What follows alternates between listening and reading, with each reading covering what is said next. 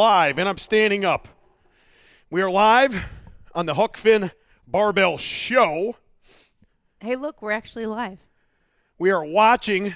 You can move that towards you now, so All it's right. out of the way. I will monitor to make sure we continue to be live. You and I might have screwed that up a couple times. Yeah. Can you hear me? I think so. Oh, good, good, good. Can you see us? Yeah. All right. I think so. It's about as good as we can get, I guess. Woo. Yeah, we have a jam-packed episode tonight. We have a very special guest lined up. And I don't know. What do you think?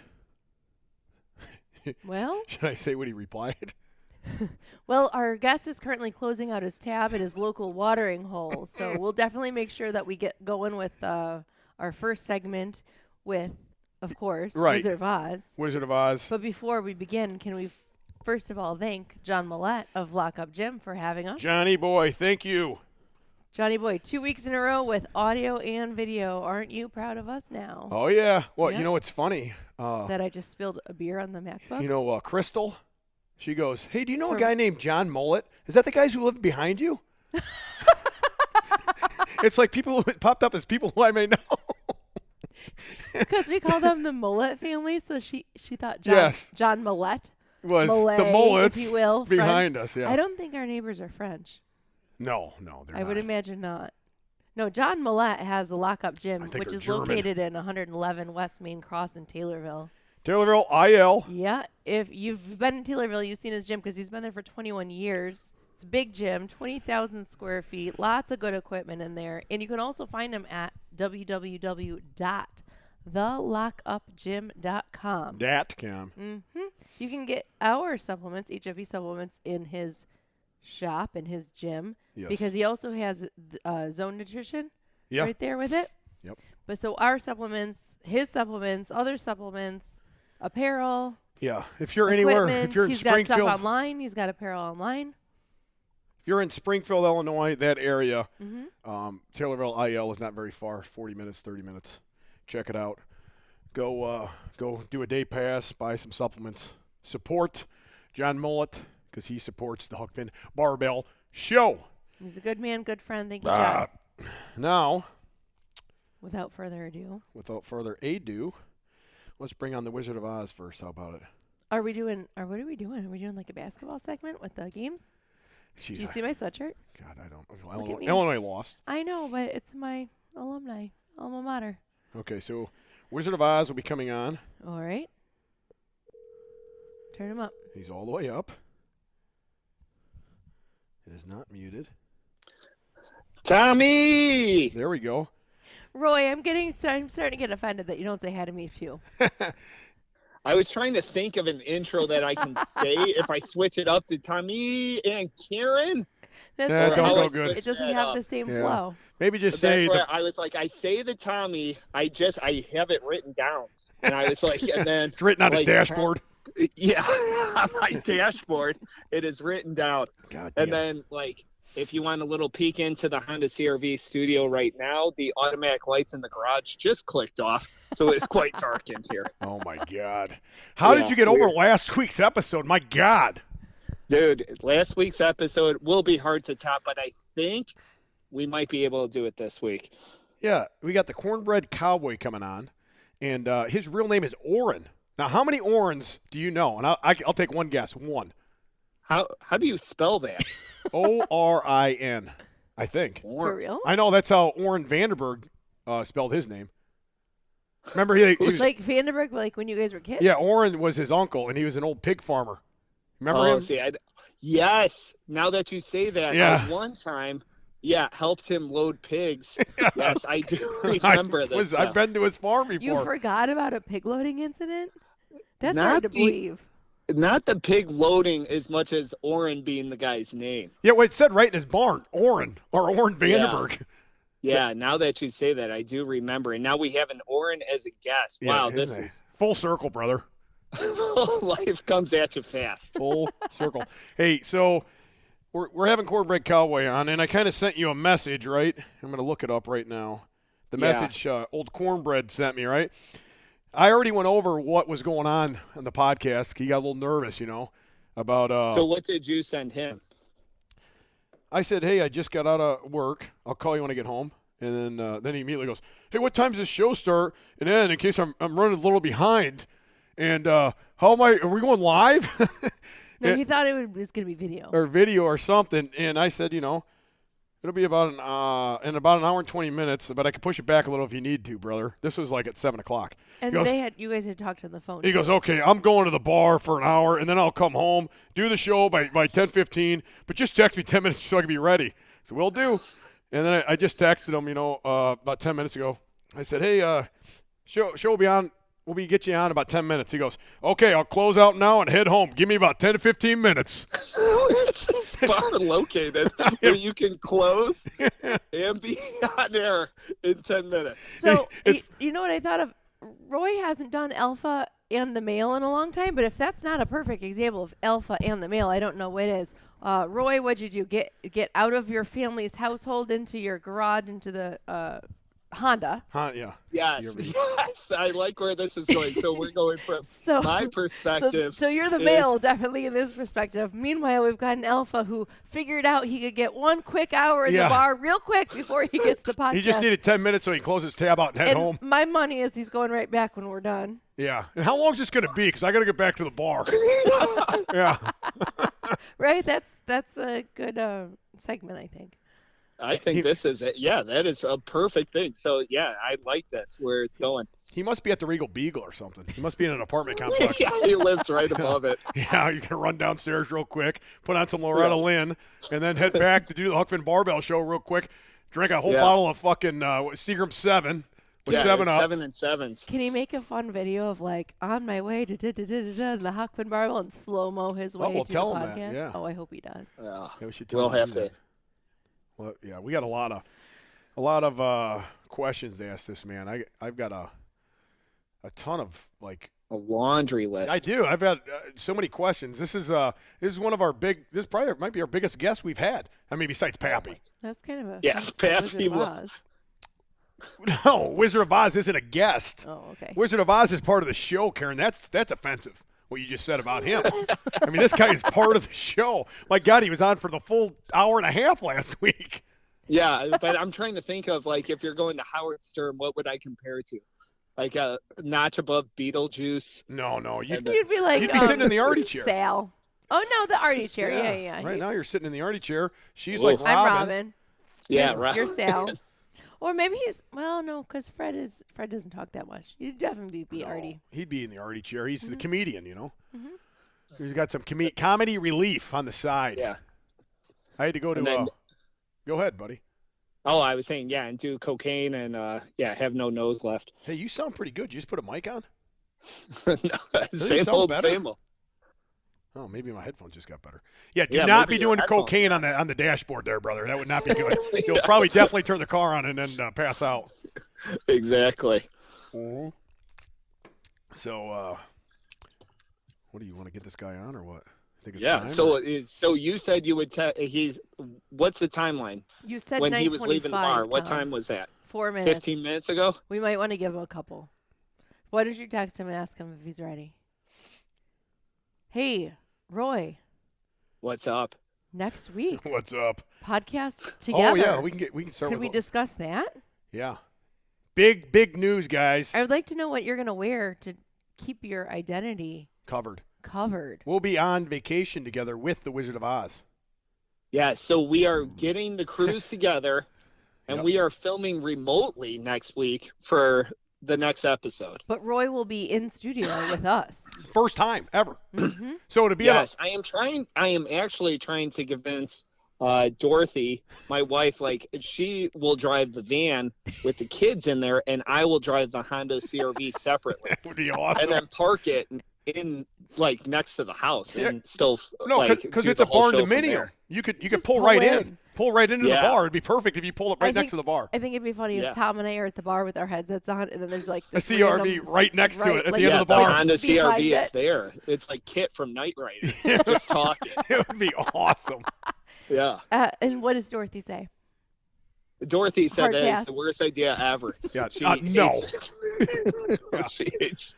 It's the dumbest idea You're ever. gonna We're leave me not with the doing damn that. kids. Yeah, right. No, that's going to be Yeah. an awesome episode. We'll be filming that episode here in a few, 4, 5, 6, whatever, next week next sometime. week. And Yes. dude, it's going to be awesome. Yeah. So there's Yeah, a so bar if at the people- place. Yeah, if people have a suggestion, put it in the comments for what I should wear as a That's good thinking. head Yeah. mask. Mm-hmm. Yeah, to cover up my identity. Karen's building you a fence right now. This will be good. Yeah. And I did ask Dorothy if she wanted to be on. She said, absolutely not. I will Oh. watch the kids. I say, you know your place. Hold That on. is good. Cornbread Cowboy's calling me. I told that idiot. Oh, he doesn't know. He's excited. Hold He's on. very nervous. Hold on. I got to three-way it somehow, so I got to let him go to. All right, here we go. Hold on. How do we? I can't three-way it when he's calling me, No. so I'm gonna have to wait. We're waiting it out. Cornbread will be on air. He is ready. He's calling to say he can't make it. Yeah, It's that's probably what he's doing. Can I tell Hold you- on. Roy's off now. Yellow. Cornbread Cowboy, are you live? Are you there? I'm here, buddy. Oh my God! Welcome to the this isn't Let's Get Stupid. This is the HFB Barbell Show. God, I fuck that up every time. You are Hell live. yeah. You are live with my co-host, the wonderful and talented Mrs. Barbell. Hey, Cowboy. Hey, Miss Barbell, how you doing? Glad to have you on. Thanks for calling in. And Hey, I'm my buddy, the Wizard of Oz, is also here. by Wizard, God. Wizard, are you there? Oh my God, dude, you sound just like I imagined. This is awesome. Hey, hey, I thought it ain't no character. No. Holy shit, dude, you sound like Jerry Reed and like one of the Oak Ridge boys had sex. This is awesome. This is the offspring of Damn. that. Hey, shit. Hey, I'm just doing my thing, brother. Oh my God. Love This it. sounds like a Southern rock song that I'm like hearing live. This is awesome. The Marshall What Tucker were you Band. doing earlier before you called in? Oh, I was up at the bar watching some of the, I like to bet on sports, so I was watching some ball games up at the bar, local watering hole down the street. What, you bet on Alabama?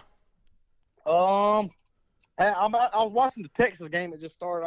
I got my damn Longhorn shirt on. I'm actually from South Carolina, but I'm a big Gamecock fan. But I love betting on college sports. So, but yeah, I actually picked Alabama to win it all though. Not good, brother. That didn't look too good tonight. They're done.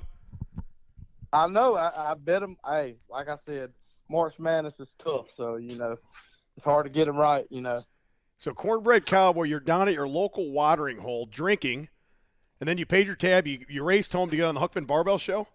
Well, that's what I tried to make happen. Actually, I left my damn card up there. So I guess You're going So back. I guess when I get done with this, I'm gonna head back up there for a last call. Cowboy, I'm not lying. When we were introducing you before you got called in, I said he's going right back to the bar, guys, after this podcast, guaranteed. And I wasn't wrong on that, huh? Well, no, I mean, because I was like, damn, I was like, hell yeah, Friday night, I'm all about it. I was like, damn, 9 o'clock, that's 10 o'clock here. That's the time I'm at the damn bar. But you know what? Hey, I'll make time for y'all. Oh, we appreciate it, brother. We appreciate it. Hey, I love your shit, man. Hey, I've been following you for a while now. I was actually just up there talking to some fellas, and they were talking about you. I was like, yeah, Huck Finn? So, yep, I appreciate it, brother. I appreciate it. yep, just sharing the love, man. That's Down what there. I do, man. Down there in Tampa. Yeah, I was just telling you that my good buddy Cowboy Cam is the one who introduced me to your stuff. And I said, man, this guy I love this guy, just like us. And then you had that playlist, and I loved every song in your playlist. I could listen to that playlist on repeat for fucking weeks. So, Man, dude, so pretty much, man, how I got started was, I like cool shit, I like redneck shit, and most of all, I like funny shit. You know what I mean? Oh, I know what you mean, brother. So, whenever I've always been, fucking, man, when I went to school, I didn't damn study a lick. I was just in there cutting up. So, pretty much as I got older, no matter what job I had, I did all kind of job. I was just a guy, that just cutting up at work. And then, whenever social media came out, I would get on there and hoot and holler and post all kind of crazy shit. No, I got all kinds of questions for you, brother. So for people that don't know who this is that's on the phone, it is Cornbread Cowboy. You're on Inbred. Yeah, my name is Ori. Ori. That's Like your real, O-R-R-Y. is your real name Oren? Ori. It's Ori. So I go Oh. by Ori Lee. Okay. And that's O-R-R-Y. Yeah, I was named after Patrick Swayze in an old 80s Civil War movie. He was like, yeah. This is awesome. What character did Patrick Swayze So, play in that movie? unfortunately, it was before Roadhouse, unfortunately. So Oh, I named no. him Dalton. But, Yeah, it You could have been could've Dalton. named Dalton. Yeah. you know, I got a cousin named Dalton. I believe that. I had a cousin named Buckshot. I got an uncle named Bo. I mean, it's all in the family. We're just a bunch of small town, simple folks, good, hardworking, blue collar. But yeah, man. So Patrick Swayze, he was like a Southern Civil War kind of hero. It was like a drama / kind of romance type miniseries in the 80s. Do you still watch that movie? Man, my mama made me watch that shit so many times as a kid. That's She awesome. bought me anytime she went somewhere. She would buy me the book. I still ain't read it. Does he live in the movie? Does he survive? Man, I believe in the second season he loses his damn leg. He Oh, was like, no. Do you get emotional? So the his enemy is his arch nemesis. It's that Carradine fella, the guy who hung himself having sex over there in Oh, Thailand. yeah. That's the guy's Kung brother Fu from guy? Revenge of the Nerds. Yeah, That was so the head nerd. It was the Kung Fu guy. Yeah, well, that was his brother, the Kung Fu guy who hung himself. His brother is Skolnick from Revenge of the Nerds. Oh shit! I didn't even know that. Mm-hmm. That's a true Damn. story, brother. That might have been a little before my time. I'm 36 years old. I remember watching Revenge of the Nerds when I was younger, but I don't remember all the characters on there. Oh, you know Ogre, don't you? What's that? You know the fucking Ogre, don't you? I know the booger guy. Oh, yeah, the Booger was awesome. Booger was great. I know the funny shit. Yes, yes. All right, well, let's get into this. You kind of introduce yourself a little bit, but tell us, the people that don't know who you are, and everything like that, Cornbread Cowboy, with an I, not a Y. Yeah, so I'll tell you, so how I got started with that name is I was like I told you, I like cool shit, I like funny shit, and I like redneck shit. And I was explaining to somebody, and they was like, yeah, I'm pretty much a hybrid of both sides of my family. So my mom's side of the family was like, the Southern blue collar, go to church, country music loving, hunting, all that stuff. My dad's side was more like the dirt road living, redneck, Leonard Skinner, got cars in the yard, badass, So I feel like I'm kind of a hybrid of both. So I feel like Cornbread Cowboy just kind of fit it, just had a ring to it, I like it. I like the name a lot, brother. I think you're serving both sides pretty well with what you're putting out. Yeah, because, a lot of my stuff, I feel there's a lot of wholesome part to it, but there's also some raunchy shit to it as well, Yeah, same with my stuff, same way. Those are the good ones. Yeah. For sure. The raunchy stuff's the best. Oh, yeah, because at the end of the day, man, the messages I get that really means – because, if you know me in real life, evidently my character is an exaggeration of me pretty much. But I'm a pretty friendly dude, easygoing man. But at the end of the day, I like to, this little light of mine, I'm going to let it shine. So a lot of messages I get from people. They're like, hey, you remind me of my dad, or you remind me of my uncle. Oh, or yeah. he just passed away, and you give me good memories, nostalgia and all that stuff. Big time. I really enjoy doing it. Yeah, no, big time, brother. Well, what do you have for breakfast today? What does a cornbread cowboy eat for his breakfast? Man, I had some Bojangles biscuits, to be honest with you. Hey, we know somebody whose grandfather started Bojangles. Remember? Bull butter. What? I don't remember. Yeah, the guy with the sauce, the cock sauce. He's from South Carolina, too. Yeah. The guy who invented this. I thought he invented something out there, right? I thought it was the I didn't know he had- Bojangles franchise. I don't know that I knew that. Bohongale. Yeah, Bohongale. This guy made what this we stuff call called it. cock sauce, COX. It's barbecue sauce. Anyways, that's why we stopped there when we were down there in Tennessee, because his. But hey, relative speaking of Tennessee and North Carolina and all that, you want to talk about breakfast. So in the small town I grew up in, it's only like 2 little red lights, it's probably about 2,000-3,000 people. We only have one fast food restaurant in town, and that was Hardee's, and everybody went there. And there ain't a Hardee's where I live, so man, I love Hardee's. Got the best damn breakfast. I love some Hardee's breakfast. Oh. Good as hell. Well, yeah. Speaking of, we looked it up. That Bojangles, The family recipe was created by Bojangles co-founder Jack Z. Folk. I don't know if you know who that I think guy it's is. North Carolina. I think Bojangles might have been started in North Carolina. This is sweet and tangy Carolina red barbecue sauce, so it must have been North Carolina. I think he's from North Carolina. This guy is. That's good. Cock sauce is good. Oh, Miss Barbell loves cock sauce. I'll tell you that. Hey. Your breakfast must have been good. They usually do, buddy. Hell yeah. So you grew up in a small town in South Carolina with the Hardys. Yeah, pretty much, man. And also, so I'll tell you, so you know James Brown, right? The singer James Brown? Yeah. Of course. One of the best. So yeah, so he grew up, so he was born in the same little area around I was born in. So when I was a kid, there's a little famous little fried chicken place, Creole Fried Chicken, and they sold it at a gas station, Junior Food Mart, right there in the middle of town on Highway 78, heading back towards Augusta where he lived. And James Brown, you know, black folks, they don't get out of church till 2:00. So we got out of church at 12. We would roll up, to the gas station. Yeah. And his little big-ass white stretch limo would be pulled in that little-ass gas station getting fried chicken.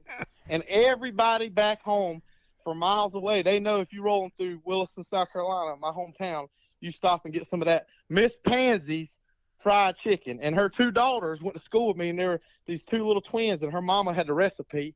And bless her heart, they just shut it down this past year. Oh, Jesus. I was going to say, Miss Barbell, write that down. That location? But now it's no. That could be where Miss we Pansy's. go to this weekend. Yeah, Man, I heard they was opening it back up, but if they ain't got Miss Pansy's recipe, then I don't think. And I don't want it. Won't be as good. Right. Man. But yeah, but I got some stories back there, man. So I was raised, back there in them little small southern towns. All these families, you always had an old black lady that kept you. So whenever my parents would work during the summer, or whatever, this old lady named Stinger used to keep us. And she used to sit there and eat cornstarch with a spoon in her nightgown. She would watch the Price is Right smoker. She smoked them long Marlboro Red 100s, and she would send us up to the store with her food stamps back when there was the little paper stamps, and we'd come home with some toasted strudels or whatever it was. But but I tell you what though, her daughter was named Betty Ann, and she was a mean woman. Rest her soul. But whenever, Stinger couldn't come babysit as she would, and she was mean as hell. And I remember one time she got the switch on my ass, and I ran around the house 2 or 3 times. I kept running. I ran out the damn neighborhood, and I ran uptown to the damn bank. Oh, man. I swear to God. So, Now, Cornbread, Go ahead, you were Roy. over at the bar. You were over at the bar earlier. What's your routine at the bar? Man, I tell you what, I like to drink beer. So, but also, I still think I'm 21. So, me, I look around I'm like, hey, you want a shot? I'm the shot guy, Well, speaking of shots, Miss Barbell wants to do a shot in your honor right now. Open it up. You got anything with you in front of you could take a shot of, Cowboy? I do. Here, let me grab it. Let's do a shot together. Shit, let me grab something. I got the Seagram 7 and 7 Up right here, but I think I got some vodka. There we go. You got to do a shot. Oh, of vodka. yeah. Roy, did you bring any liquor to the vehicle with you today? Here, I got some peanut butter and jelly moonshine. I've got a drink with me, so I will drink it with you guys. Okay. Oh, I've got a Jesus. shooter with me. This thing, I can't even open this thing. Too much sugar. Yeah, I found some whiskey. My buddy's got a whiskey company called Bangtail Whiskey, so I'm gonna drink that. It's actually y'all drink Jameson, right? Oh, Yeah, only on St. Patty's Day. Not often.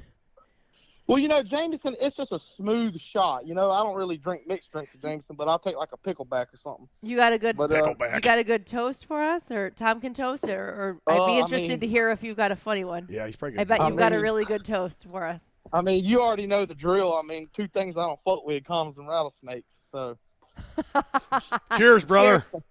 Cheers. Cheers to that. Ooh. Woo! To Huck Finn and the Wizard of Oz and Miss Hook. Thank you, Yes, sir. the cornbread cowboy, The my friend. cornbread. So, hey, Wizard. So, what's up, buddy? How'd you get the name Wizard of Oz? I do a lot of the behind-the-scenes stuff for Tommy. So, I would give him ideas and stuff like that, and then he was just like, I'm going to call you the Wizard of Oz. You do Damn, the behind-the-scenes stuff. I need to find me a damn Wizard of Oz. Honestly, Cowboy, that was one of the things I was going to ask you. Like, you're everything that you put out is so witty on all of your things on social media. Do you come up with it all yourself? Do you have a team of guys? Do you do it at the bar with other people? Do you have a wizard? So honestly, I'll tell you. So, well, first of all, like I said, when I went to school, I always tell people I went to BYU, Backyard University. So I really didn't pay attention to school.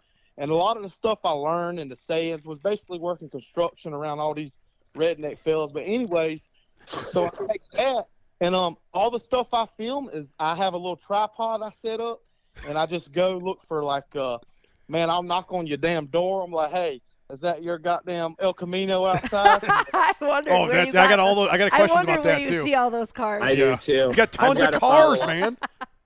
Hey, and you got to understand, in the area I live in, it's right outside like the rich area of Tampa, so it's kind of like the Hispanic area. And so they're like, dude, who is this crazy white boy that looks like my great uncle that crossed over from Mexico in the 80s? Right. So yeah, man, a lot of times they kind of look at me crazy. Sometimes they don't answer the door, and if they don't answer the door, I figure, hell, I'm gonna take this goddamn video anyways.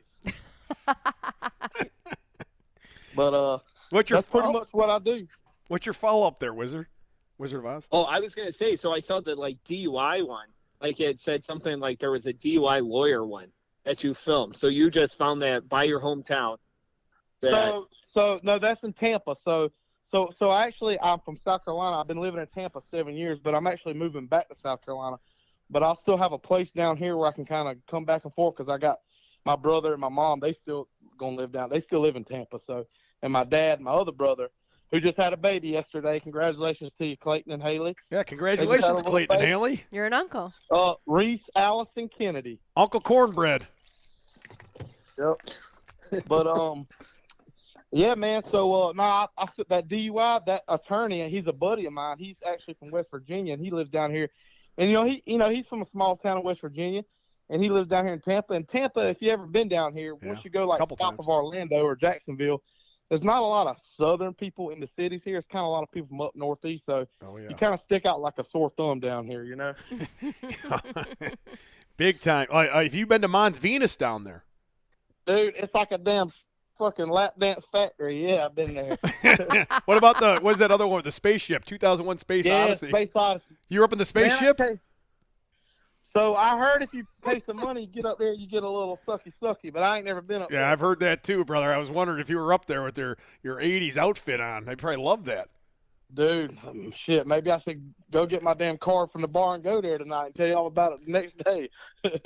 I think that sounds like a plan. Do you wear the outfit out? Like, how often are you dressing like your Instagram stuff? So yeah, see, that's what I go back and say.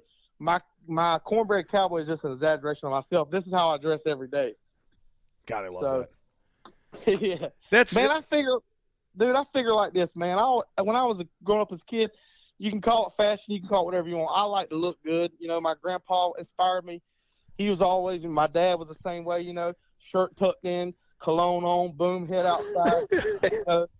I just like to look slick, man. You look good, you feel good. Oh yeah. Well, what kind of cologne are you wearing? So I got some varieties. The lady down at the, I think it was a Dillard's. I ain't remember which one it was. She taught me into getting some different kind of cologne. Sex Panther? Hey, you already know, buddy. 99% of the time, it works all the time. So I used to wear that.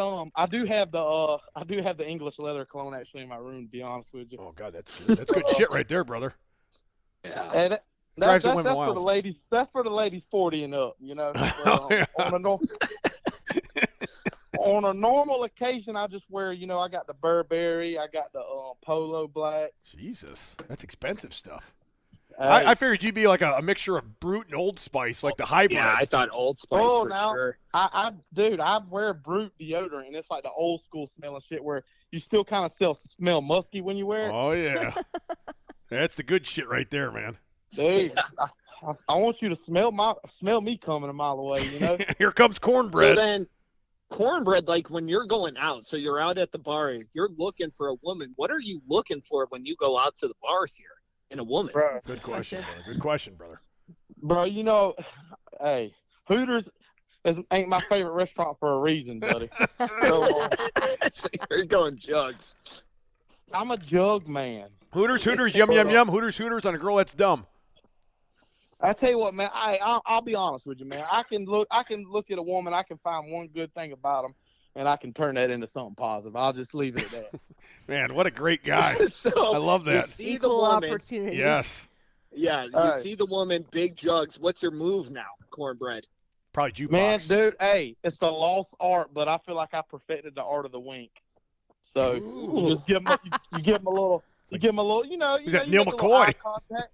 You give him a little wink, you know, you give him a little wink, you know, you drink your beer, you look back if they give you that second look, which, you know, 60% of the time, every time it works. Yes. Yeah, he's giving the girl the wink. Is that Cornbread Cowboy just give me the wink? Now, are you playing the Dude. jukebox now at the same time, or what's going on? Non-damn stop. They fucking hate me.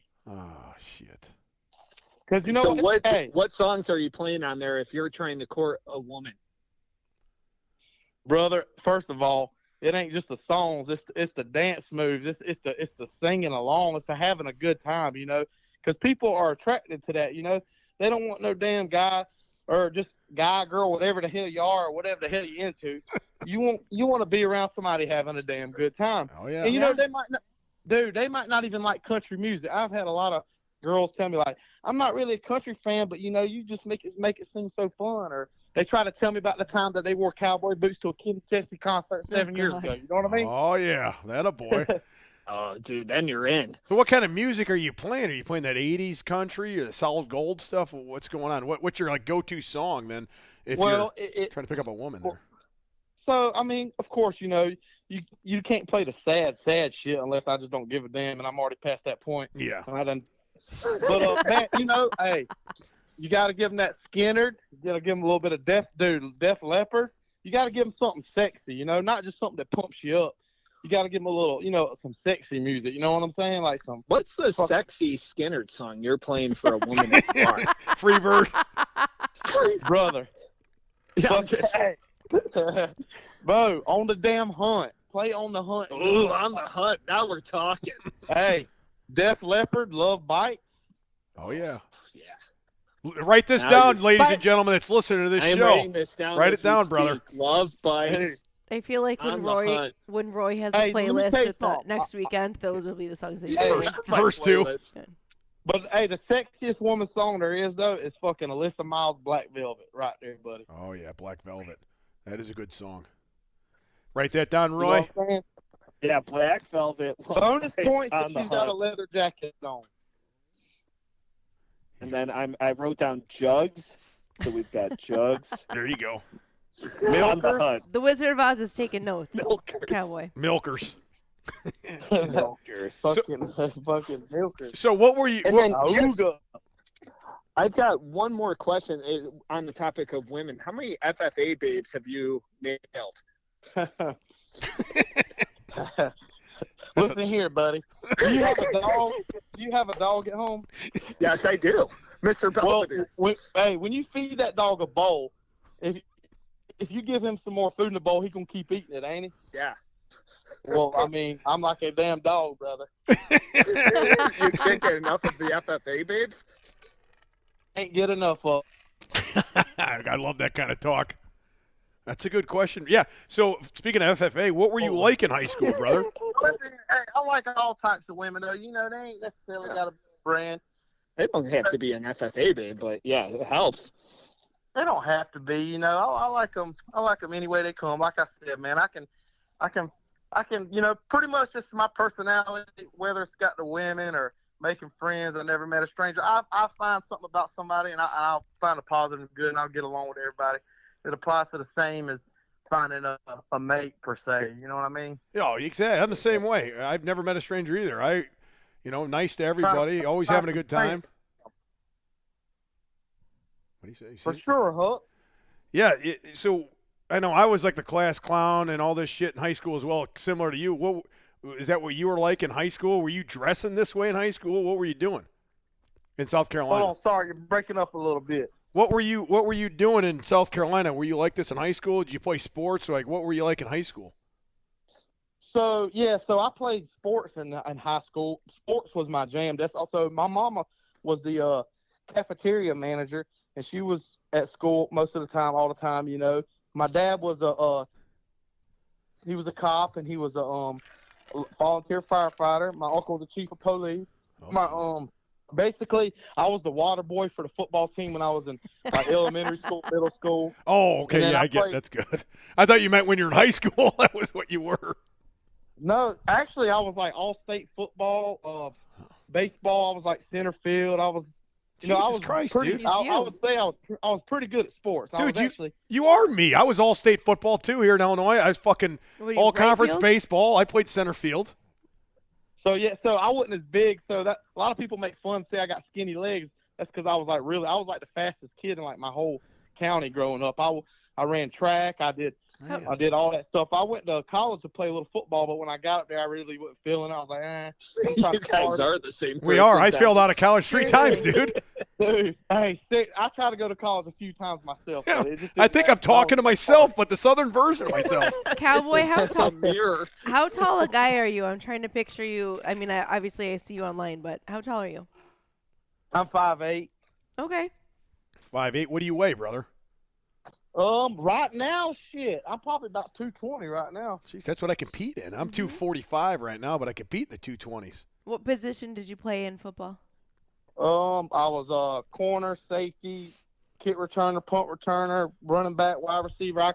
I didn't ever leave the field pretty much. I mean, it was a small school too. Yeah. So I mean, I ain't trying to brag, but if you're a small school, you don't have that many. I think my school, I graduated about 40-something people. There's probably about 200-something people in my school. Like I said, it was a real small school. Now, but, what number were you in the graduating class out of those 40 people? Oh, brother, I was about near the bottom. I ain't gonna lie to you. We had about 200 or 220, and I was about like 215. So I was pretty low too. Yeah, I think my junior year I had like a 1.9 GPA. Man, it was like you got to bring that shit up. I had a 2.1. That was a little better. But I'll tell you this though, it's not because I wasn't smart. Because when I went and took my SATs with some guys from my sports teams, yeah, I scored like higher than all of them. And they all had like 3.0s and higher. It's not that I wasn't smart. I just didn't. School wasn't my jam. I was here to just have a good time and Yeah, see, well, I did the opposite. See, I was dumb. We took the ACT up north, and I got a 15. My guidance counselor told me a monkey could do better than that, Finn. And I said, well, maybe next time we have the monkey take it. So yeah, I wasn't very good at that shit. Well, yeah, I feel like a lot of times, people, when they meet somebody with a southern accent, they, it's a stereotypical thing not to assume they're very smart. And if you ever hang around me, and I've had people, I'm a different kind of smart. Like I'm socially smart. I'm good, this and that. I'm just never been like the nerd book smart. Not that if you're smart, That's book all smart, right. you're a nerd, but No. Me neither, man. No, you are a nerd if you're book smart. Yeah. Hey, you said it, not me. Those fucking nerds are becoming a threat to our way of life, Cornbread. Damn, hey. But there's certain places it can take you when you're kind of self-smart per se. Yeah, you're getting way over my head. You two are like the same. Yeah. Same. So I think both of you have made that kind of road out of what you have. Well, you know what? I think that call from your sense of humor and what you can do. So tell us more about your road to success. I mean, you're a big name now, but Yeah, how did that come? Yeah. How did you decide? Because I mean, your early videos were, you have always kind of been a funny guy, but you really kind of morphed into this whole. So I'll tell you how that happened. First of all, I'm gonna take a shot to Huck because y'all said we're the same person. So if we're the same person, he probably wants to do another shot right now. I'll take another one. Hell, let me get it. I'm at the bar right now. We're in Karen's Corner, we call it here at the bar. We got it all lit up. We're recording right now out here, video shit, and I'm gonna find me. I got some Jack Daniels out here. We'll take this time. But yeah, so pretty much, Cheers, brother. Like what's that? Cheers. He's cheers! drinking. Hell yeah! I just took another shot. I'm passing the bottle to Miss Barbell right now. Cheers, brother. Oh yeah. Oh yeah. Hey, can you give me a beer? Yeah. I just finished. I just drank a mixed drink, had a couple shots, and my beer of choice is Miller Lite. I'll drink about 20, 30 of these motherfuckers. So but no, so you were asking me, Miss Hook Finn. Yes. So yeah, basically I was just kind of playing around with it because evidently I had a full-time job working. You have a life to live, you have a job to live, and but I just kind of got to a point where I would post a little and I would do it more just for fun. I've never, and that's a lot of things that people ask me.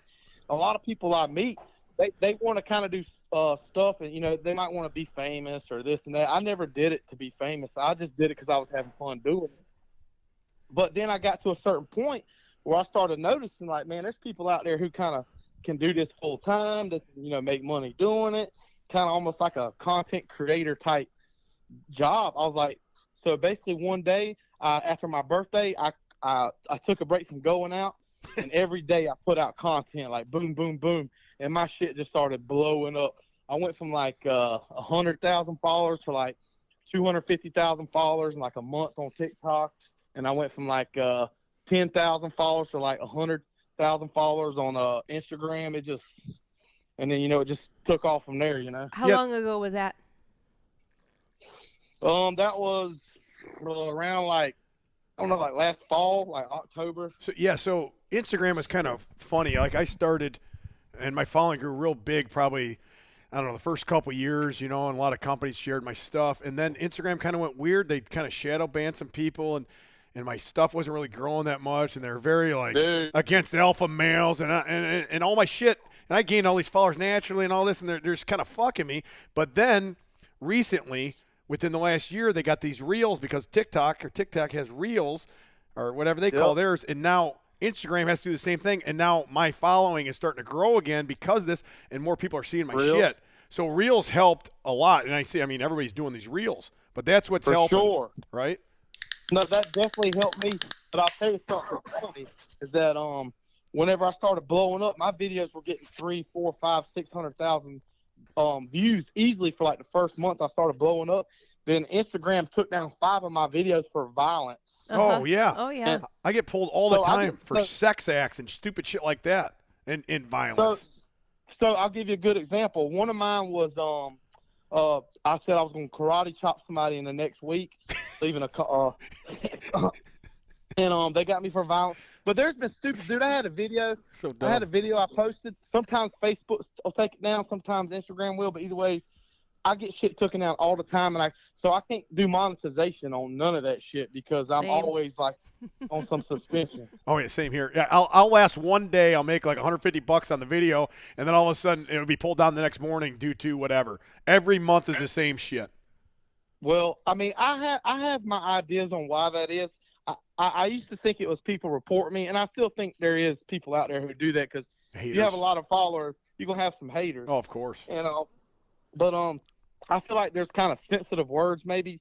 So if I say like ass whooping or something like that, little stuff like that. But my stuff is mostly family friendly. It's a little raunchy sounds. But dude, it's a freaking character doing a parody. Like, how are you gonna take my shit down for inciting violence? Tom had a video taken down where he was wearing full shorts. You saw none of his skin underneath his shorts, but he had like a stupid like metal rod in his pants. A fake erection. Made it look like this giant fake erection. I mean, you could totally tell it was a hollow tube. I said there was nothing about it that looked like a dick. Who gets this exciting for bench day as it pans out and I have an erection? And they almost banned me for life for that. He almost lost all of his accounts, even though, if you're a chick, you can have your asshole hanging out, everything showing, and it's totally fine. Mm-hmm. But heaven forbid a rod in your shorts is going to be too sexual. Damn. So we are the same person because I got banned for that too. I had on these American flag shorts and I had a piece of corn. I had a corn on the top.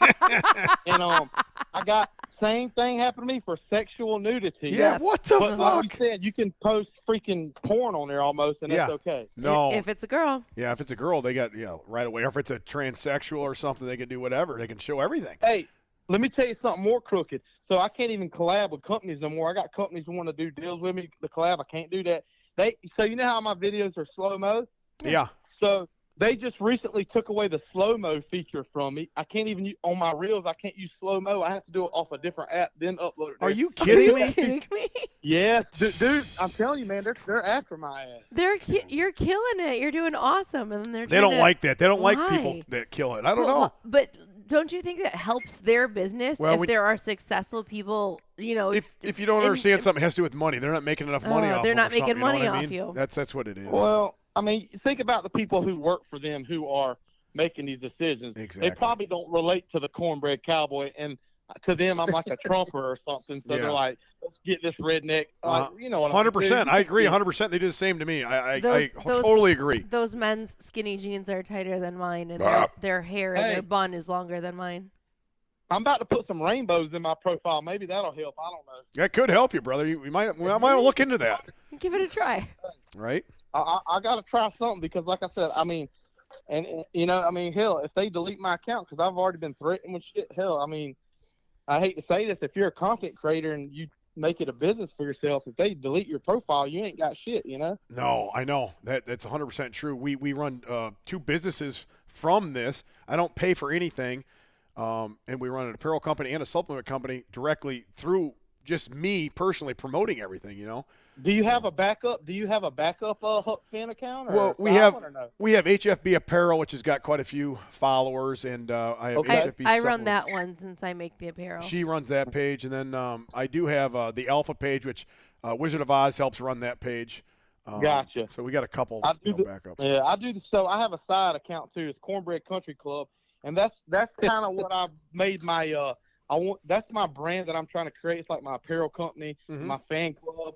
I mean, hell, Cornbread Country Club is like my fan zone, and that's my other page. So I'm thinking I might have to start posting more on there and grow that follow just in case they delete my other one. I don't know. I'm a It's a member good of a idea. country club. Country music is what Hey, I yeah. love. So for all the followers listening right now, go to cornbreadcountryclub.com and check it out. I got some merch on there. Cornbreadcountryclub.com. Yep. Yeah, so It that's has a good ring to it. So that's what I want to get into is where do you get all these fucking outfits? Where do you get these clothes? So everybody asked me that, man, and if Yeah. I told everybody, I wouldn't. No, I'm just kidding. So Yeah, I So can't. basically- That's a secret, double secret probation right there. So if you go back far into my content, I would collect like 80s and 90s like country artist t-shirts. But once I got like every damn artist I could think of, I started, just like I said, my stuff just started evolving.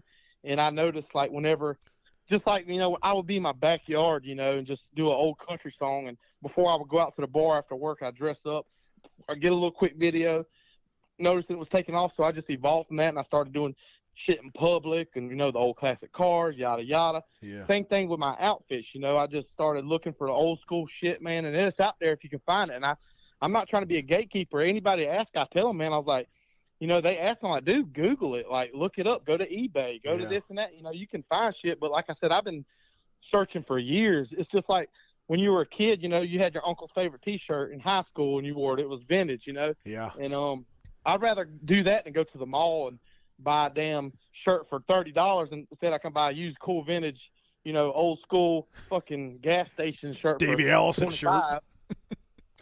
No, you look a lot like my old man in the '70s, and he used to always go to those fucking Indy 500, Daytona 500. That's just Yeah. kind of who you remind me of was Pappy back in the '70s, which is my old man. That was and it was simpler times back then, and people. I mean, it's just like people like to buy classic trucks or classic cars. It's the same reason people like that. But hell, I ain't rich enough to buy shit like that. But I can get the damn clothes that the men wore who drove them. Ain't that the truth? What do you do? Do you have a full-time job beyond this, or have you officially made it, as you said, that was your goal to be that, So- that is your job? So I will. So Hey, yeah, whoa, so whoa, this whoa, is- whoa! Miss Barbell's putting that beer thing on again, like she's stroking a dick. I was being You careful. can't be doing that on the show. You're gonna turn these guys on. Man, if this thing was live for real. Jesus. I have this cowboy. I've got this Miller Lite sweater koozie that fits over a bottle, and it takes both of my hands in the. You gotta stroke it every. You gotta get a I little gotta stroke stroke in. Oh, she's stroking it onto all the right. bottle essentially, and I got called out in slow mode by some fans on the last week's podcast. Oh hell. I'm enough beers deep that I'm not even paying attention right now, so I don't know. All right, But yeah, no, sorry. But yeah, no. So you were asking me. So yeah, so basically, I got to a point where I just couldn't, because I love my job. What I did, I worked at a barbecue smokehouse for 7 years. I loved it. I'm a social person. Like I used to work construction, landscaping. I worked on cattle farms. I did any kind of labor-intensive job in my, from 18 to in my 20s. And I realized I was more happy, just like when I was younger, joking around with people and stuff. I'm a people person, and I enjoy doing that. So I like my job. I didn't want to quit, but there was events that I was getting invited to, that I was having to turn down because I had to work. And I just got to a point where I told myself, when I was making enough money that was paying me more than my regular day job was, which it would be cool to do both, I was going to quit it. And I ended up quitting that job, like I said, like 5-6 months ago. I don't know how long, but and I do this full time. And like I said, I'm not rich or anything. I just have freedom now. Congratulations. That's awesome, brother. That's awesome. Mm-hmm. No, I love it. And I feel like, honestly, and this might sound, I'm a humble person, but I feel like almost like I couldn't go get like the job I had before just because it was just, I don't know. I mean, hell, it's not like I have 1 million followers, but when you're like a kind of a public figure or something or whatever it's called on the internet, celebrity, whatever you are, I think it would be weird if I like went and got a job at fucking like fucking Crackle Barrel or something and I was your waiter and you're like, are you Cornbread Cowboy? That'd be awesome, man. Well, Hey, Cornbread Cowboy's working down the street at the fucking Waffle House. Let's go see him. Dude, no, exactly. And you know what? Sometimes I'm so bored that I want to go do that because evidently I like going to the bar, meeting people and stuff, but I do kind of miss the social aspect of my job. And I would like to find other avenues, not just create content, but like, for example, I've been doing a lot of stuff where like I'm, like say a concert's going on and an artist, I might like announce them on stage. I've done that a few times. Yeah, I saw you at Cole Wetzel or whatever there the other week, a couple months ago. Yeah. Yeah, so I met and hung out with Cole Wetzel, and I meet a certain country artist. I bet like Marcus King was the first guy who I went out on stage when he had his encore, and I announced him on stage. And then I got reached out. I had to sign an NDA, so I can't talk about it. But basically, I got a couple music festivals that reached out to me and wants me to like host festivals. You know? That's awesome, brother. So that's coming up? Yeah, it's coming up. I can't say anything about it. No, that's all good, but yeah, that's awesome. So I'm trying to get gigs like that. I'm trying to get into like the country music. Like I've done some NASCAR stuff. I'm trying to do more of that. Yeah, who invited you to that NASCAR race the other week?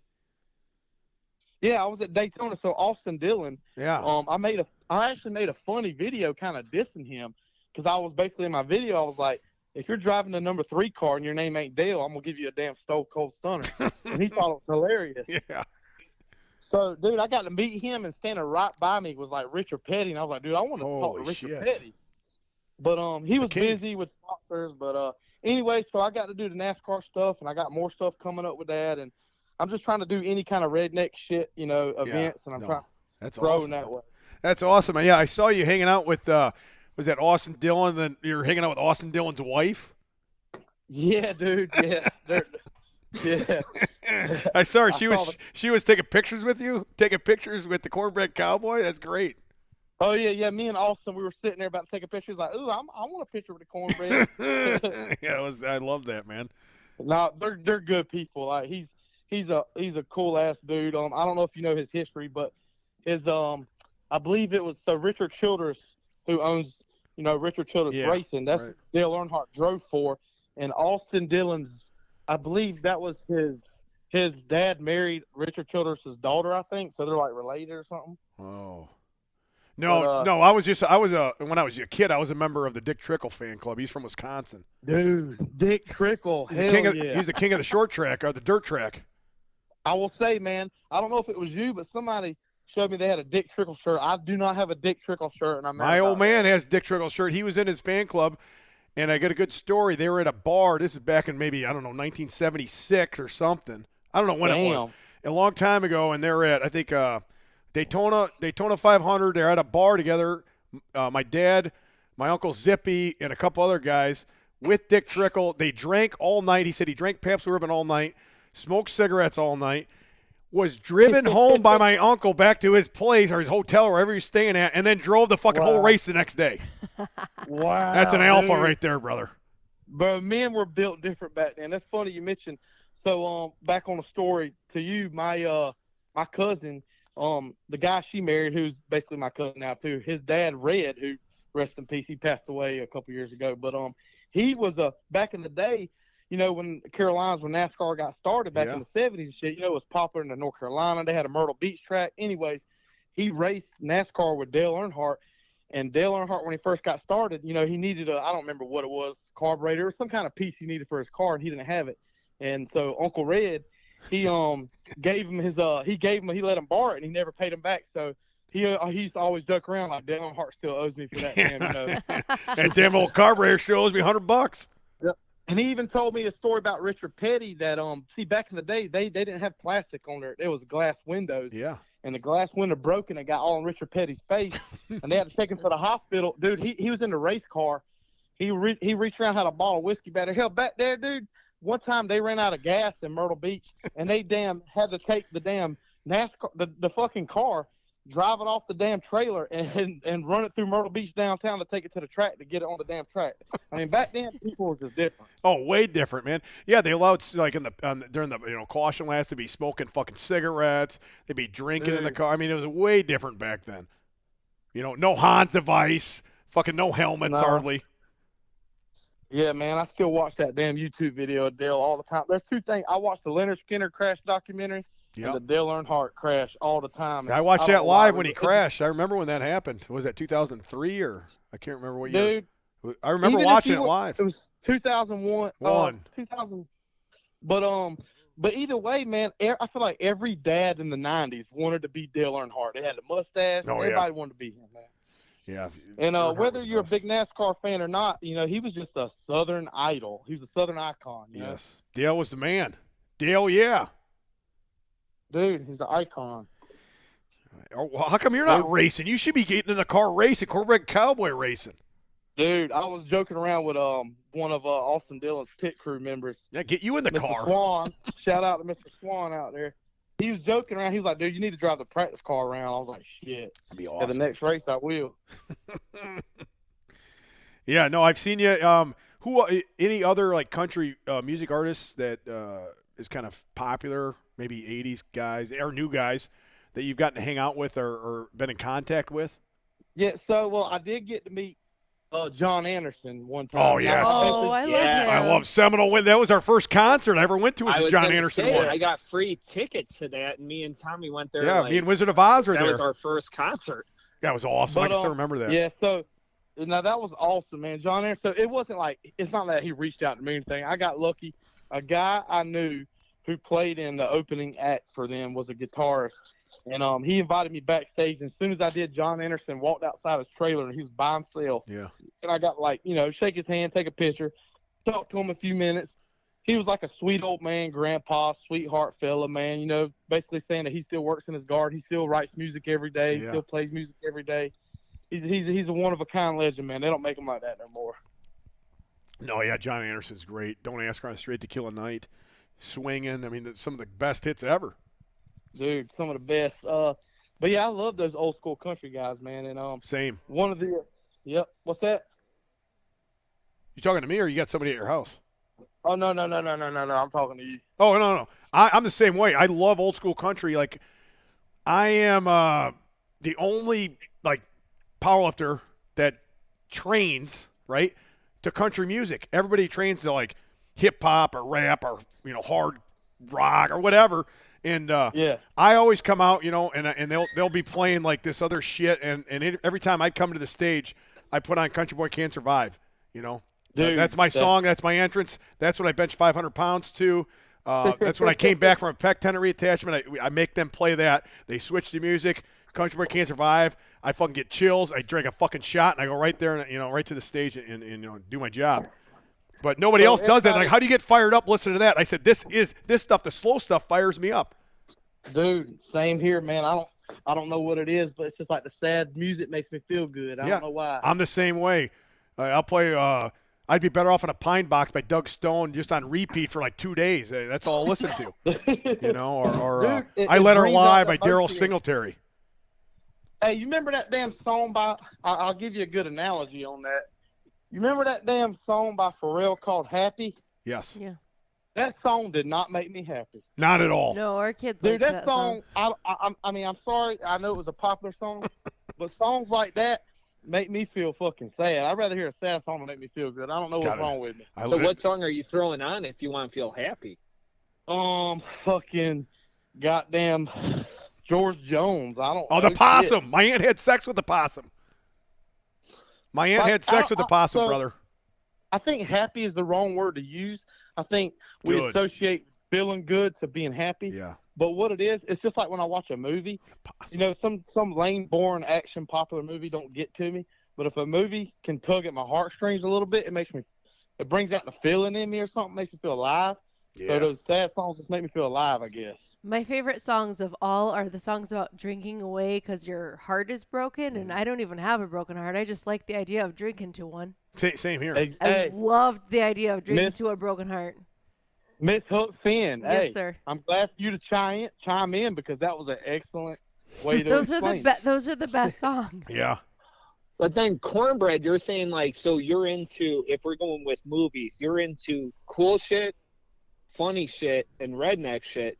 Yep. Where does Joe Dirt rank in your like movies then? So I will tell you this.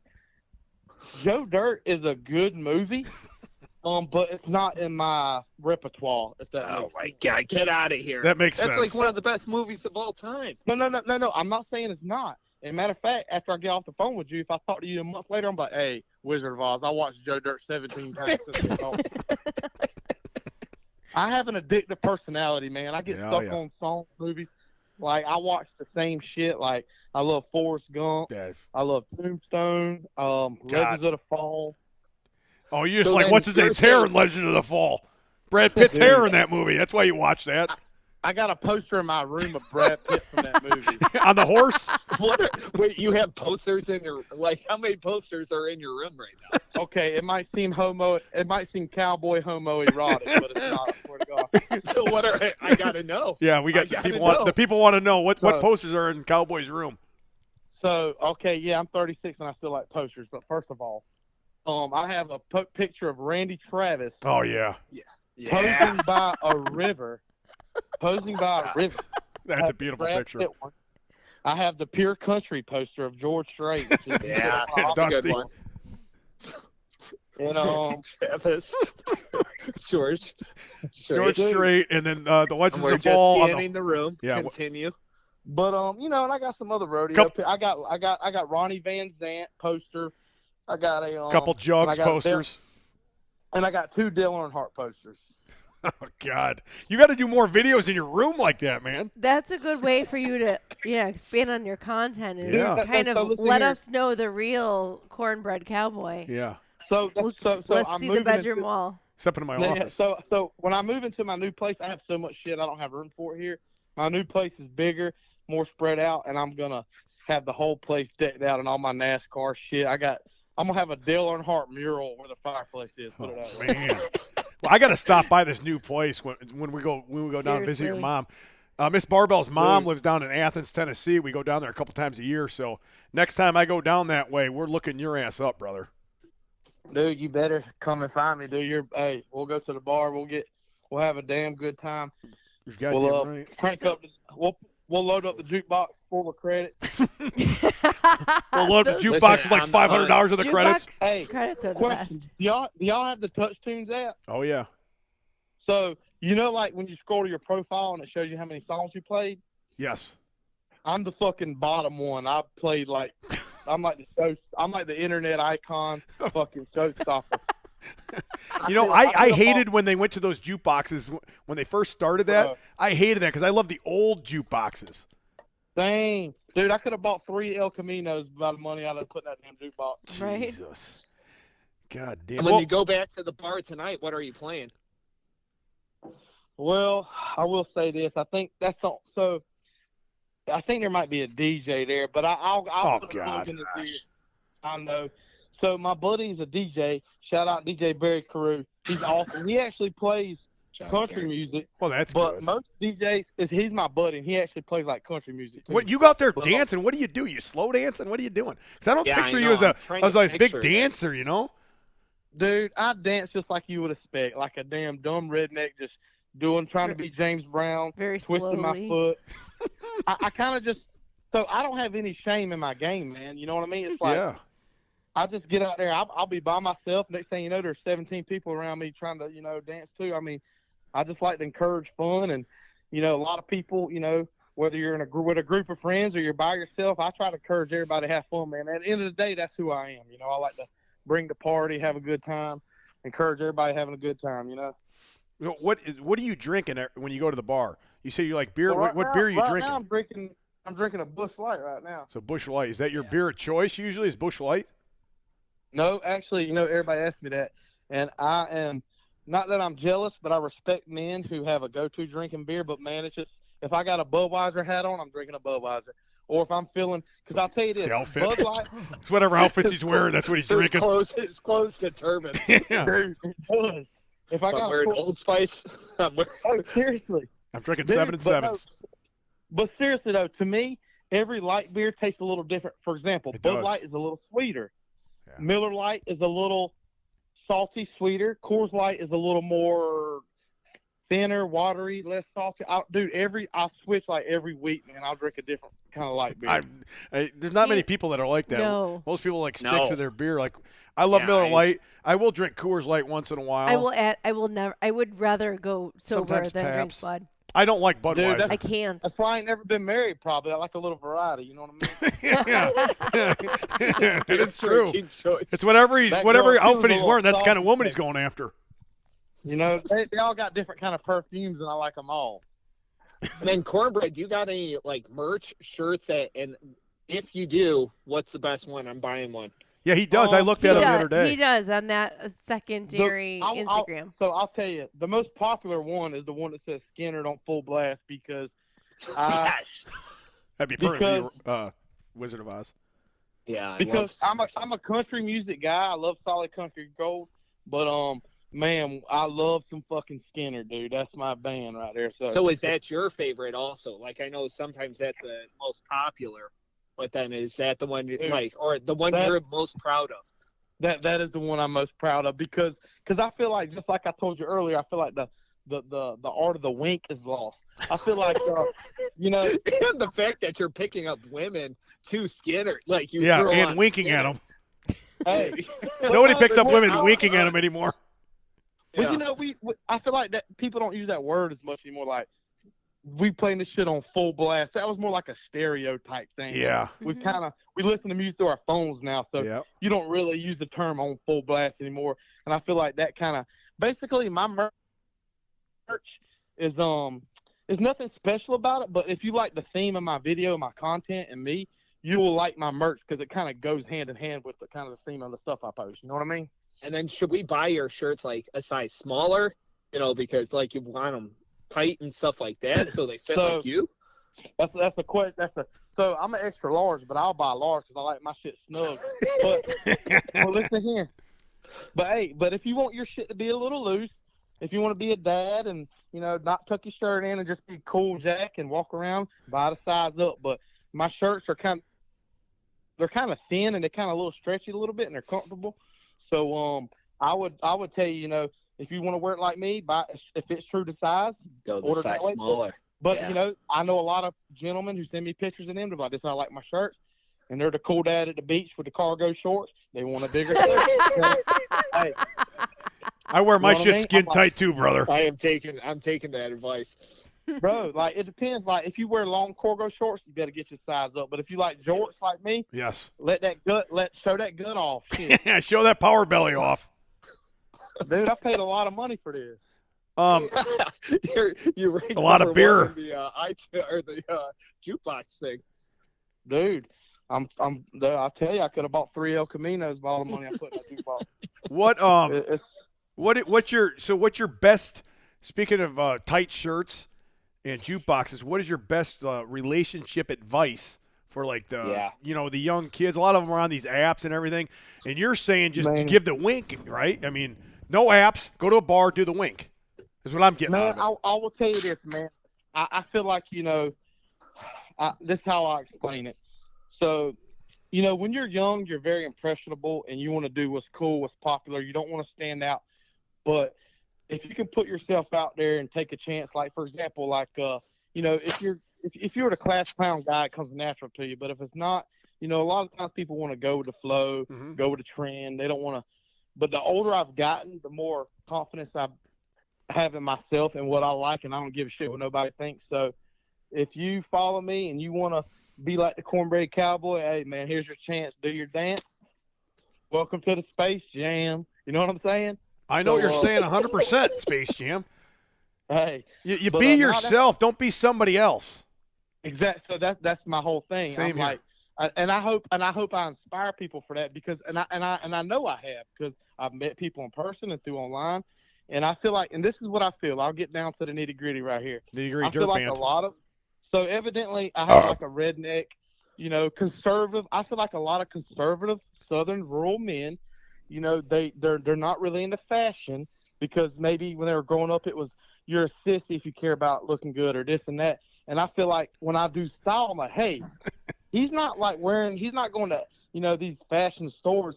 He's dressing like the badass from back in the day that we respect and love. So I feel like I've inspired a lot of people to start dressing this way. And because it's cool. Hey, you can be a redneck, still be cool.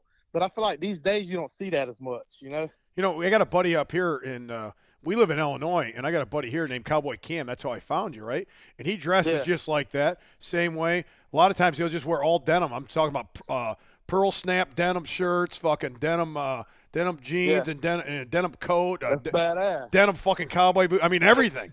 Mike. And going back to what I was saying, I feel like a lot of people, like, they don't want to get, they don't want to be a hipster or this and that. So, okay, you want to dress like Morgan Wallen like every other freaking guy, or do you want to dress like your damn uncle who was a badass smoker Marlboro Reds pulling up to your mama's house in a Trans Am? You know what I'm saying? Oh, hell yeah. No, I'd never want to dress like some motherfucker like that. I dress the way I dress. You dress the way you dress. I try not to be anybody like what you're saying. I dress, just in cut-off T-shirts all the time, and I go out in just a cut-off T-shirt, cowboy boots, a pair of jeans.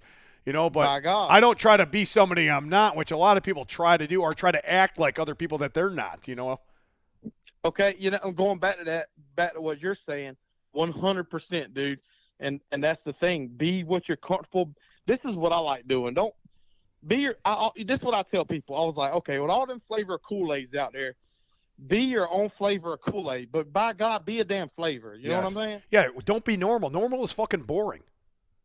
Exactly. I'd rather be dead than average. I'm not average. I would rather be dead than average. You want to be Huck Finn, you want to be Wizard of Oz, you want to be Cornbread Cowboy. Hey, do your thing and fuck. I always say, learn it, love it, live it. You know what I mean? The 3 L's right there, baby.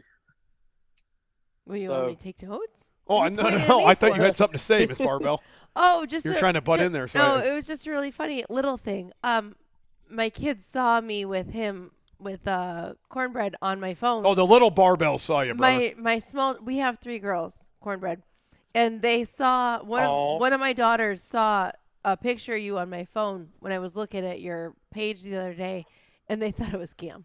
Yeah, no, he dresses like Cam. Cam dresses like him.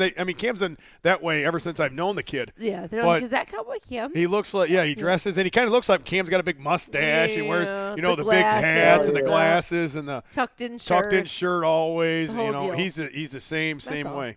No big deal.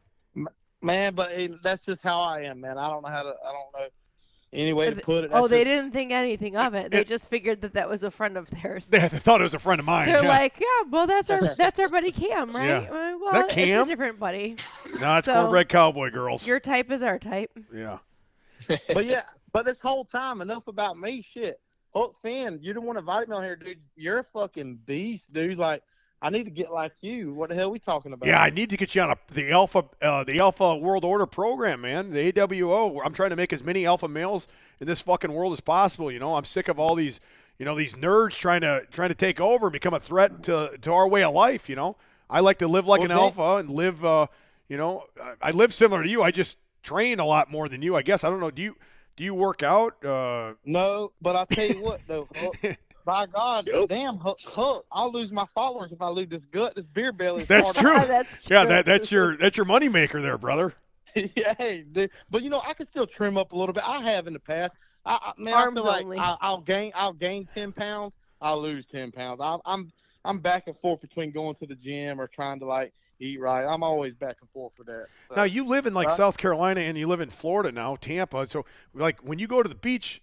What are you wearing? Are you wearing just a pair of cut-off jeans, or what are you wearing to the beach? Bro, you already know I got them damn old-school Burt Reynolds swimming trunks. Come on now. I'm picturing him as Burt Reynolds completely nude on a bearskin rug right now. I'm Bruh, picturing him That with picture? brown hair and a if I don't mustache. cross my legs, my damn balls are hanging out. You know what I mean? So you're going to the beach, and what do you bring into the beach? Like you bring in a cooler of beer, cooler of Bush, or Frisbees. it just depends on what hat you're wearing, I guess. Well, first of all, I'm bringing my turtle box, and I don't know if you ever heard of a turtle box, but it's a Turtle? waterproof speaker. It's called Turtle Box. Look them up, dude. Sure They're hell badass. never heard of that. You're bringing a water tube? Oh boy. Give me another beer, would you? Yep. A water. But what I like to do, man, Go ahead. if I'm going with a lot of people, if I'm just going like with a girl or by myself, or man, you know, you got the cooler. But I like to do the thing where you get all the fruit and shit, make the PJ, and you bring some beers and all that. Maybe a beer funnel. Oh yeah, beer bong. You know, that's kind of how I got popular many years ago. Is I was benching over 500 pounds at a lightweight, like a 220, 215 body weight, which was unheard of then. Holy shit! You know, and I was this was like top 3 of all time. I was benching at in the world ever, dude. And it wasn't. And I just started on Instagram because this company said they sponsored me. They were a supplement company, and they're like, hey, we're going to sponsor you. We'll pay for your meats. We'll give you a little bit of money per month. Could you please get an Instagram? This is back in like 2014 or something, maybe. I don't know what year it was, 16, 14, something like that, right? Damn. So I said, isn't Instagram a place for women where they take fucking pictures? I ain't get on that shit. And they're like, no, just get on there and help us promote a little bit. So that's what I did. So I post a video, like one of my first videos, I'm benching like 500 pounds, right? And it doesn't get that many views. So in my head, I'm like, well, what am I good at? You know, I'm good at drinking beer, and I'm good at lifting weights. So I'm going to combine them. So I'm going to do a 500-pound bench press, which most people can't do, while doing a beer bong at the same time. So that's kind of how it just started for me and kind of snowballed from there to a bunch of shit. And then, you know, I ended up getting on a bunch of shit like Fox Sports, and I was on Game 5 of the Cubs World Series. No way. I've been in a couple movies. I was in Muscle and Fitness. I mean, I've done a ton of shit and gotten a lot of shit. Hell, I was at Stone Cold Steve Austin's house. I've been on his podcast, drank beer with No him. fucking way. Yeah. Hold on, time out. Can we pause right there? Pause it. Did you say you hung out with Stone Cold Steve Austin? Yes. There's a real good story behind that. So a new guy came into the gym. This one gym we used to train at had some of the strongest guys in the world at the time.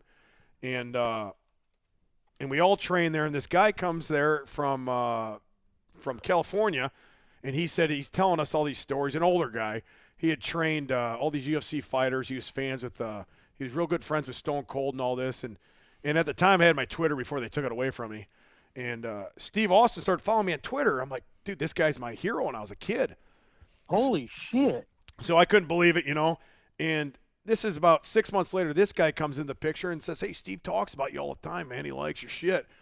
I'm thinking, you know, I don't know if this guy really knows him or not, whatever. So I'm going out to the LA Fit Expo in Los Angeles. I'm on an airplane, about to take off.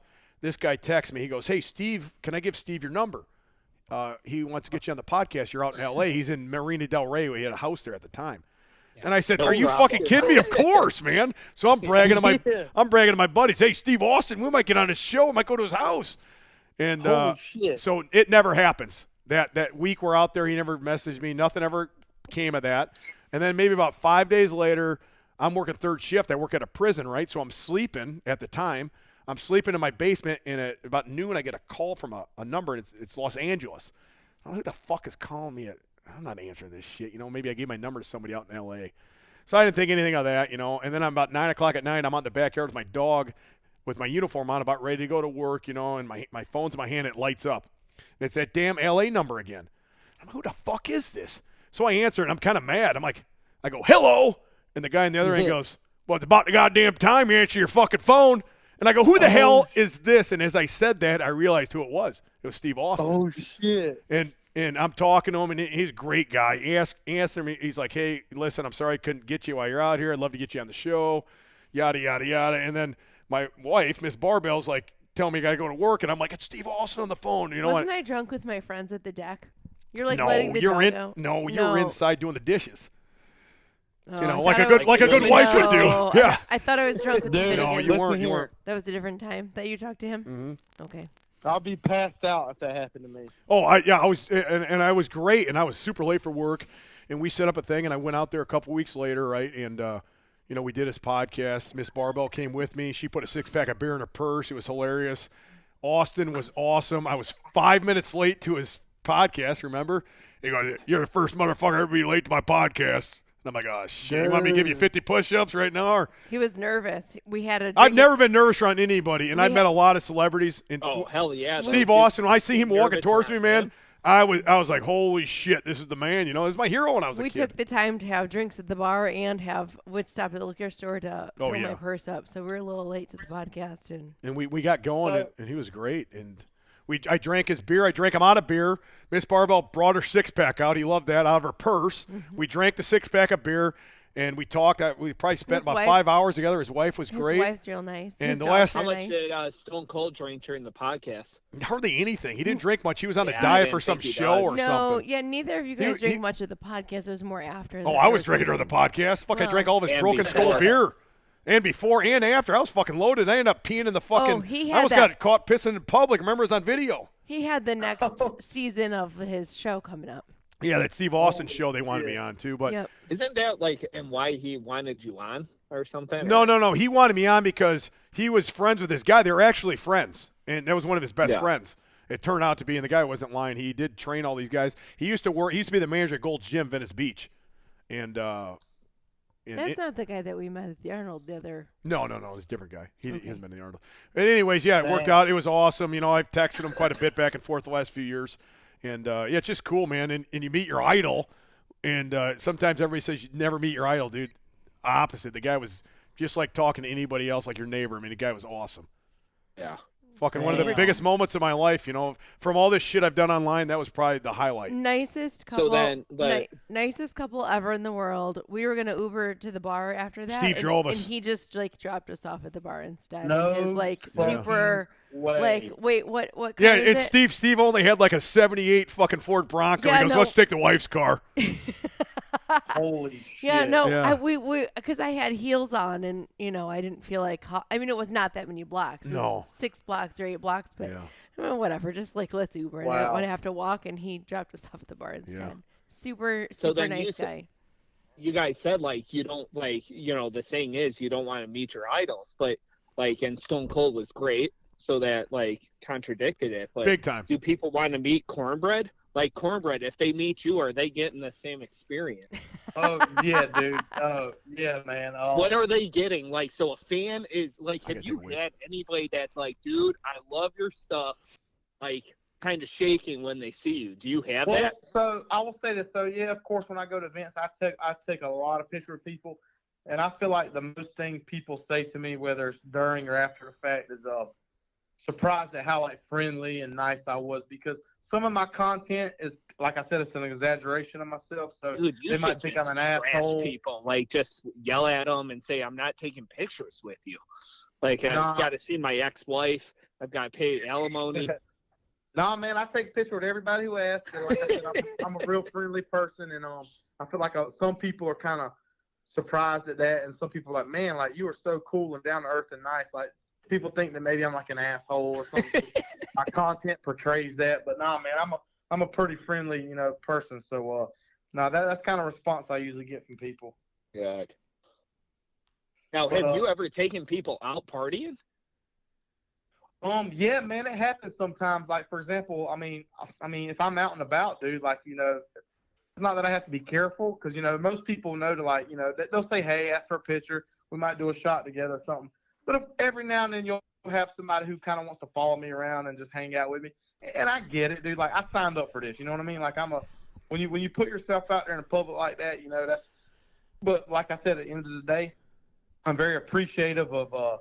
If I feel kind of cringe calling people my fans or followers, but people who like my stuff, and I signed up for this, and I get it. But most people are pretty cool about it. They'll want a picture, maybe take a shot or something, and that's pretty much it. But like I said, I'm a pretty friendly dude, and at the end of the day, that's the kind of response I get from people. Well, I just stepped out to take a leak real quick outside here, and I heard you you're talk. Good, dude. I'm on the toilet taking a dump right now. Yeah, that's lovely. Thank you, Cornbread. That's a beautiful picture, brother. So, Yeah, I mean, what better way could we end it? I mean, he's making room for more. I had to hit the mute button a couple times. That's what, Yeah, thank you, Cornbread. yeah. Well, we appreciate that.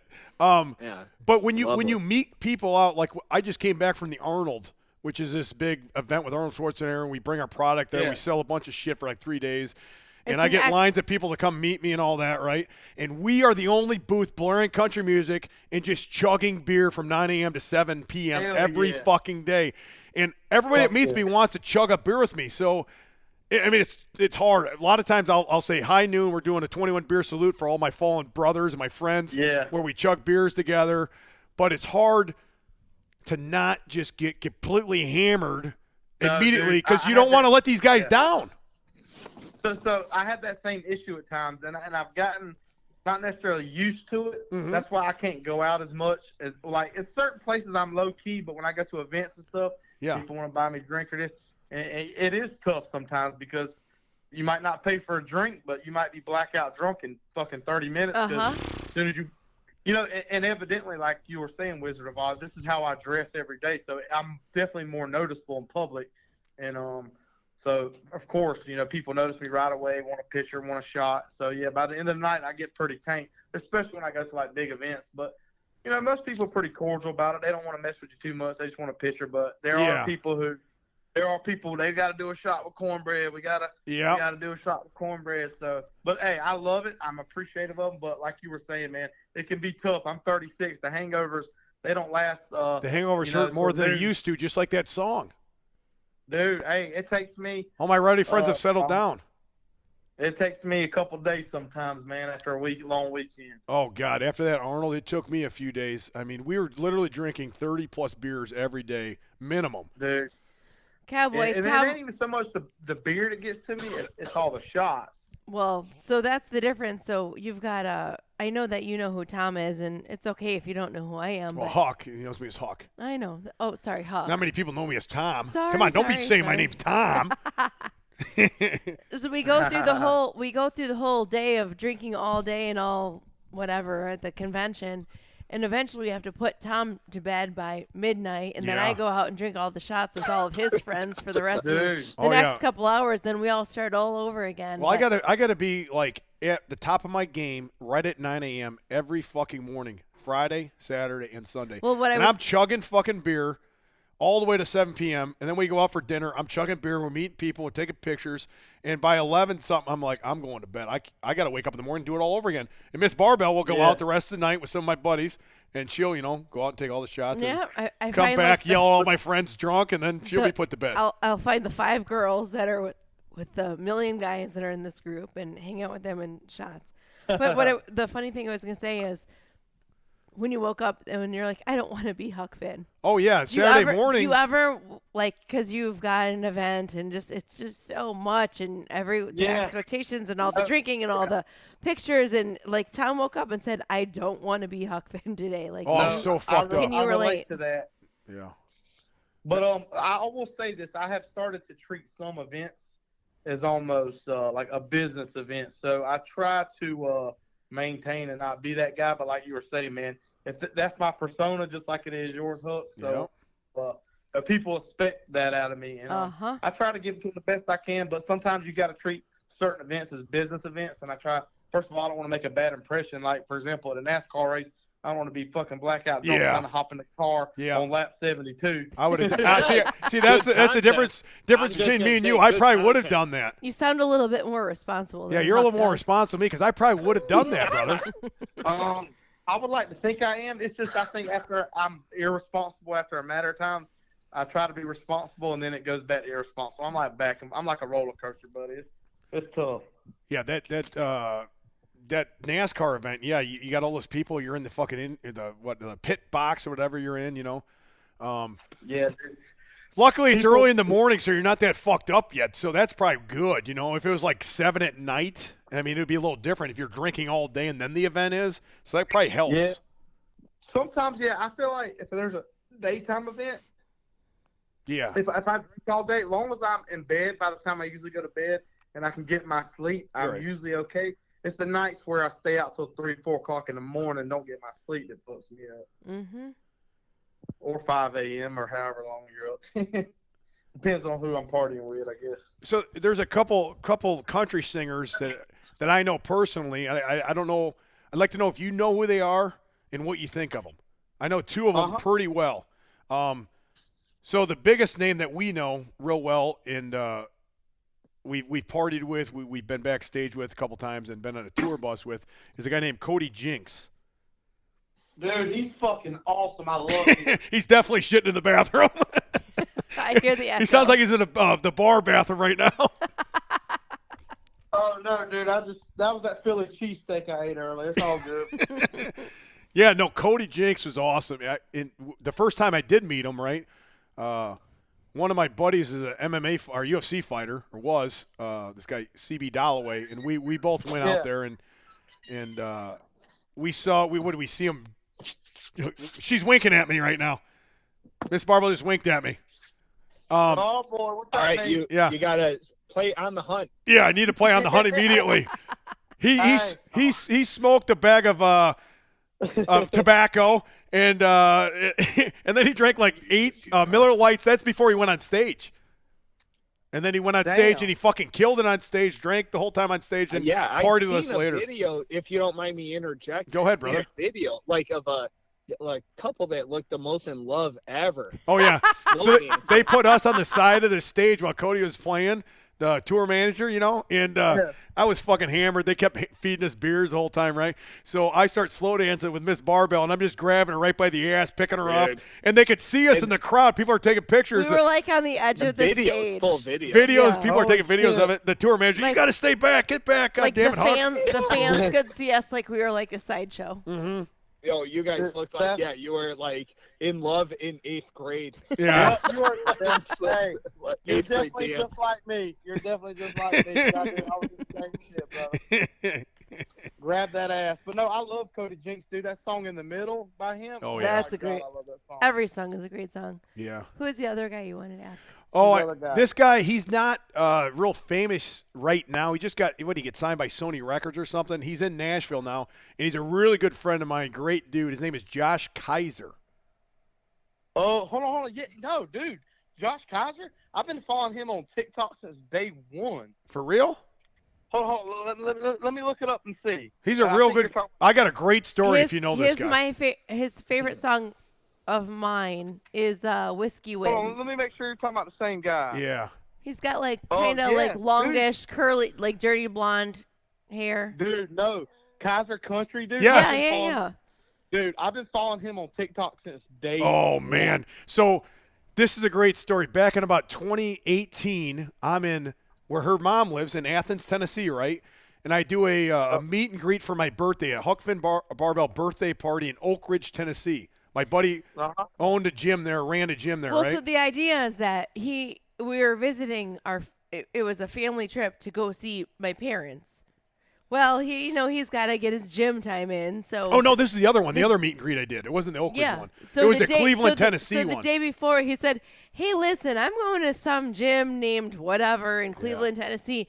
If anyone wants to come meet me there, listen, I'm going to be there. Yep, training. And then Josh Kaiser shows up, and he's with a guitar. With his guitar. And this was before he even started singing at all. Were you squatting or deadlifting? Wow. I was doing leg curls. Leg curls. He's like sitting in the machine doing his curls. He's playing Alabama or Josh something. Josh Kaiser's sitting there strumming the guitar and singing a song, and he hadn't even been like. No, he hadn't been discovered yet. He was singing, and I said, dude, I thought you were just some idiot down the street that just kind of knows how to play the guitar. You're like the best singer I've ever fucking seen, ever. And he goes, hey, man, I'm going to try to get to Nashville and do something with this. And I'm like, God damn it, man. I hope so. Because he was like a fan of mine, right? And then fast forward a few years later, he signed this deal and all this. He lives in Nashville now. And I went down there in 2020 during COVID there, and I had a bachelor party and my buddy. He showed up, played literally for a few hours when he was supposed to go on a private jet to go meet like Trace Atkins or something out in fucking Montana. And the guy said, hey, I'm running late. I'm in traffic. Literally was playing for us. Great guy. We went back there last summer. Her father-in-law, or what do you call that? Your not father-in-law. What is it? My Whatever it is. Your He owns a damn golf course out stepdad. there in Athens. Stepdad. The stepdad owns a golf course, and the mom owned one in Athens, Tennessee. There, he comes out, plays his ass off, gets drunker and shit, comes back to your mom's house. Plays his ass off. It was just us. It was just us. It was like our kids. Yeah. You know, my mom And we're getting drunker and fuck. You and me, our kids and him, we're just all just drinking while we enjoyed his playing, and then he we came back invited him to the home. He played in a boat. The father-in-law wanted him to play in his boat that's parked in the driveway. So a motherfucker played in a boat for 3-4 hours and played by the bonfire. Literally got drunk and fuck with it. I mean, great guy. It. I love hearing that story, man. He's such a nice guy. Yep. Yeah, you guys FaceTimed me and you told me it was Travis Tritt. Yeah. Rory's texting. You should see the text thread. Yeah. Rory's side of the story is a little different. I love go ahead, Roy. Go ahead, Roy. What did you want to say? We were just all a little drunk, and I think you told him it was actually Travis You Tritt. told me it was Travis Oh, yeah, I did. I You did. might have Me, said Travis some other Tritt was things at your too. bonfire. Like, dude, you know, I love Travis Tritt. Oh, me too. Hey, Double me T. and you- Dude, me and you have the same music taste. Dude. Leonard Skinner, Travis Tritt. Check. Dude, yes. So Travis Tritt, so I feel like Alan Jackson and Travis Tritt are like my two favorites. I love them. Like, All right, man. and then let's think of your third favorite. We're going to say it at the exact same time. We'll see if we say the On the count of three. same band. On the count of three. Okay, so wait, let me think. Give me a Who's second. my third favorite Hold on. band? Let him think, Roy. All right, Wizard of Oz. Alabama. wait, you got to count to three. Dang it, you never counted to three. Alabama. I love Alabama too, man. Our wedding song was Dixieland Delight. Cornbread Cowboy. Me and Tom got married, and HUCK. whatever. HUCK. Sorry about that, Wizard. All good, Cornbread. I forgive you. Yeah, all good. Man, I heard three. I was thinking Dale. I was thinking go, go, go, man. I was thinking, go, go, go. Checker flag. Check your flag. Go. Go, go, go. Alabama is my shit. Yeah, I love Alabama We got too, married brother. to Dixieland Delight. Yeah, we did. They're so wholesome, and the things they Yeah. sing about, man. Oh, I love it. Fort Payne, Alabama. Yep, Fort Payne, Alabama. They got started up there at in Myrtle Beach, South Carolina. Yeah, they did. They wild, went to wild college there, right? country. It was the what's that word? What's that bar they started at? The starts with a B. Damn, I can't. Anyways, Yeah, they were known as Wild Country before Right. they were Alabama. Yeah, that's true. They started at that college bar down there, right? Didn't they? I thought they went to college there or something. What did they do, or was it just Myrtle Beach? Well, it was two of them. That it was like the lead singer and the fellow who just passed away. Yeah. His name's they were like the Fort Payne guys, and then a couple other guys joined them. Right. But they got their start in Myrtle Beach, South Carolina. The name the beers has hit me. I can't think of the damn name. But yeah, they started in Myrtle Beach, and they were known as Wild Country before they got famous for Alabama. A lot of the old shirts I have at the bottom, it still says Wild Country. Oh God, I love that. Yeah, no, I'm a huge Alabama fan, huge Travis Tritt fan. I remember the first time I saw Travis Tritt, I think I was Wizard of Oz. I think you might have been with us, right, with Vanderburg. Dude, I went to me and you went to like 4 of the same in the tour. I hopped on concerts. Vanderburg's shoulders. This kid was like 300 pounds, and I got on his shoulders, and everybody got real quiet between songs. And we're sitting probably, I don't know, 6th row or something. It's outside at a fair.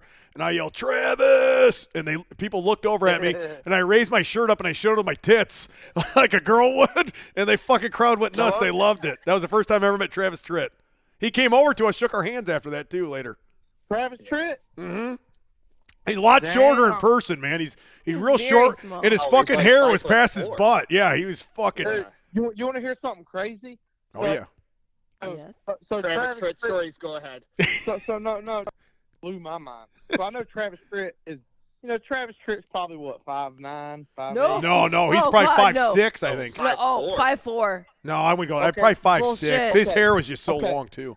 This is what blew my mind. Okay, I figured Travis Tritt is the type of person that lie about how tall he is. But anyways, Oh yeah. Randy Travis, dude, I always thought he was like 6'3", 6'4", 6'5". Oh, Dude, He's little. Randy Travis is like 5'7". Oh, I didn't know that either. Oh, now, I how do you Yeah. know this? How do you know it? Well, it's funny. I dated this girl.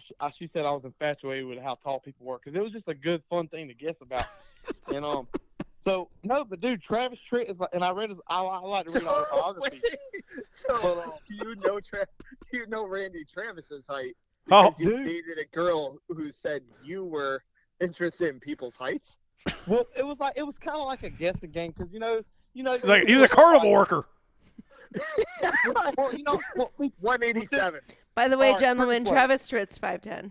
He's Oh, not. so I met him in basically- person. I guarantee he's not. I bet he's Well, 5'6". that's what it says on the He's not. internet. That's like Well- what? How tall is Tom Cruise on that website? No, He's yeah, 6'7". Either way, Either way, Travis Tritt is taller than Randy Travis, and that blew my fucking mind. Jesus. What? Well, Randy Travis is a skinny guy. He's so in a wheelchair now. the thing Yeah, is but- that but when you're you skinny, it makes you look taller. well, Yeah. exactly. So you film all your videos, you look like a tall, skinny man. Actually, you're just a short, skinny man. I liked when Randy Travis was naked outside like the church that one time and drunk. drunk. Yeah. You know, I And then his love- ex-wife Dude. was out there too, naked and shit. All kinds of shit was going down. Dude, if you read his autobiography, you will feel sorry for the man, dude. His manager, who was his wife, who was like 20 years older than him, Yeah. when he was like 18 or 19, she was like in her 30s, and she basically took him from he was basically a cook at a restaurant / bar. God, and guy she- gets Could sick. you imagine having him cook for you? God, Oh, yeah. good. Dude, no, His so food's got to be dude, great. Oh, Dude, dude, but- you're like he could sing like that and cook. Oh. Dude, he would come out behind the fucking kitchen, take his apron off, sing a song, go back and cook. She took him to Nashville. He did the same thing until he met the right person. That's how he got his start, because his wife, or the girl, his manager, Yeah. who was basically took advantage of him, man. And whenever he was on the road traveling, he couldn't drink, couldn't go out, she controlled his ass. So when he got older and got divorced and she left him, that's why he He went went kind loose. of wild. So, Cornbread, you read Randy Travis's autobiography? Like, Dude, you I did love not read the book that your mom gave you about your name? You know what? That is, man. Because the reason why is because I was always obsessed with like Wikipedia, whatever you call it. Yeah. And you know, they give you a little information on people, but when you read somebody's biography, just like how you were asking me earlier, hey, Cornbread, how'd you get your start, or how'd you do this, Mhm. or if you look at any famous person or celebrity, or musician, a lot of them, you know, it's not like we see these celebrities or musicians as like, oh, they're famous and awesome, but they started somewhere. When you read the autobiography, you realize how not necessarily easy, attainable it is to reach that success, but how they were just regular people and they put Yeah. themselves out there. Yeah. And they just tried, just like Waylon Jennings' biography, man. He was in this podunk town, moved to the next town after a radio station gig, to the next one, played. They just put themselves out there, man. Well, And that's why I like reading these autobiographies. It's speaking of kinda- Waylon Jennings, you know Wizard of Oz has his tattoo? No shit. Wizard of Oz has a Oh, tattoo, yeah. the Waylon Jennings logo on his shoulder? I need to get one on my ass. That a boy. And then we're going to take a video of that. You know, Dude, we should. I only Yeah, speaking of those I have a autobiographies, tattoo- you got I a got tattoo? a tattoo of Doc Holliday. Oh God, I'll be your Dude, Huckleberry. Tommy loved that video. Yeah, Wait, do you have a couple tattoos, he does. cowboy? Do you have a lot? Yeah, I don't. I'm not a big tattoo guy because that's just not my thing. Yeah, same here. You know, I mean, everybody now has the sleeves and all that, and Yeah. that's cool and all, but it's That's weird too how- common now. I don't like that stuff. You No, want to be no. original, you know? Dude, it's so weird how like 10, 15, 20 years ago, not even that long, you got tattoos, you were like, man, that's crazy. Yeah. Now it's like if you don't have tattoos, it's like, man, that's cool. Yeah, that's true. Because it's like most people have tattoos now, right? Yeah, and like I said, I got some, but I don't want any kind of that's too revealing. I got them on my upper arms, and I might have a couple here and there. But Showing those I might guns get off. a couple more. Yeah, I don't know. I like my skin. I don't want art all over me. That's just my opinion. That's just how I like it. Hey, speaking of autobiographies, I only read like one my whole life as well, and it was fucking Keith Whitley's autobiography. Ooh, Now- so I read his. Did you? Are you talking about the one his wife wrote? I mean, Lori Morgan wrote. Yes. Yeah, I read this sad. about fucking 15 years ago, but the parts I remember was they flew him to like Minneapolis to a fucking to get dried out, and he came back on the plane and he drank. He was drunker than fuck when she picked him up, and then he Yeah. went home. She went out one day. There was no alcohol in the house, and he drank everything in the house. Is what killed him. Yeah. Anything that had alcohol in it, shampoo or whatever it was. Yeah, Did you hear about the story where she tied a rope or tied a bed sheet around his leg to his, so he wouldn't get up in the middle of the night and drink? Yeah. And she would have to get up and go to the bathroom with him just so he'd watch him not drink. Yeah, because at the time he had like the #1 hit, the best looking woman in fucking country music and everything, and then he died of alcohol poisoning. You want to know the rumor I heard? Well, Lori Morgan. Well, I'll tell you right now, the rumor I heard about Lori Morgan is she got kicked out of Troy Aikman's fucking hotel. Rumors about Keith Whitley. She got kicked out of Troy Aikman was gay and kicked Lori Morgan out of his hotel after the Super Bowl. I heard that. Well, basically, he said, she said, what I get from it, and it makes sense living my life through experience, was that she was like this rich girl in Nashville. Yep. And she basically, any kind of new talent that came around, she basically had, she was sleeping with all kind of people. Oh. And I heard that he was kind of heartbroken over that. And when she went on the road, that's when he was, I guess she had like cheated on him and he didn't forgive her. Tell Lori I love her. You know that song. You guys better. I'm going to totally say, seriously, we're going to blame his. Allegedly, that's what I heard. He said, she said. Just do the great. Have you ever heard the song "Tell Lori I Love Her"? I think it's true. We're gonna blame his alcoholism and death on that on her. I think we are. Allegedly. He wrote that song. He was you guys better start saying allegedly. You guys, Tim, this show is going under. It's going to be like taken under. You guys are spreading fake news. Yeah. I love sources. First of all, I want to say I love Lori Morgan. I love her music. That's just what somebody told me. Listen here, that's what she's got big jugs. I want to play On the Hunt every time I see her. She's got huge jugs, big milkers. But just think about it. Think about being that guy who comes to town and you got the rich, hot young girl who can kind of get whatever she wants. I've never been there, but I could imagine. You can imagine, brother, right? Yeah. You don't drink yourself dead because of a girl. You drink yourself dead because you have a problem. I could imagine. Could be both. Okay, I'm not blaming her at all. I'm not blaming her at all. He did that to himself. Yeah. He was a poor Kentucky boy. Yeah, he was. Dude, you're that young. You have all that fame and shit. Yeah. Like Huck Finn drinks 30-something beers a day at a fucking event. That's true. Like, that's very true, brother. How old was he when he died? Shit, I think 27. Jesus. Yeah, 27 or 29, something like that. Yeah. He looked old as fuck. Well, they looked older back in the 80s, you know. Yeah, they all look older back then. But anyway, allegedly, that's what I heard. Yeah. You can edit that out if you want. We don't edit shit out of this podcast, brother. If you say it, it's going on we air. Don't know how to do. We don't even know how to edit. We're not nerds. We don't know how to do that. We're glad the cameras turn on. And yeah, the audio we're lucky the audio and the camera's working. We're not even positive the camera's on. Yeah, we're sitting here at the fucking bar just getting drunk, man. Hey, well, I want the record to speak that I love Maury Morgan, and that's just the story. Hey, you heard it here first. He wants the record to speak. He loves Maury Morgan. Taryn, make sure you're typing that on the computer. Yeah, she did. She is right now. Cornbread Cowboy loves Maury Morgan. I think it should. Who was that now, Tom? No, that's what he said. Allegedly, she killed Keith Whitley. Yeah, 8 country singers up and coming. Josh Kaiser, stay out of her way. Hey, so no, because I don't want anybody to come for me for that. I just something I heard. Oh yeah. You don't want any of these Lori Morgan fans coming after you, brother. I understand. Well, speaking of that, who would you rather have sex with, Lori Morgan or Dolly Parton? Oh, jeez. Lori Morgan. Yeah. Dude, Dolly Parton. If you messed up her hair, or anything, oh my God, no. Lori Morgan's probably a freak. Yeah, she's got to be. I went to Dollywood once, and they don't serve beer there. Lori Morgan. They don't serve beer at Dollywood, dude, Roy? I feel like Dolly Parton's like asexual. Yeah.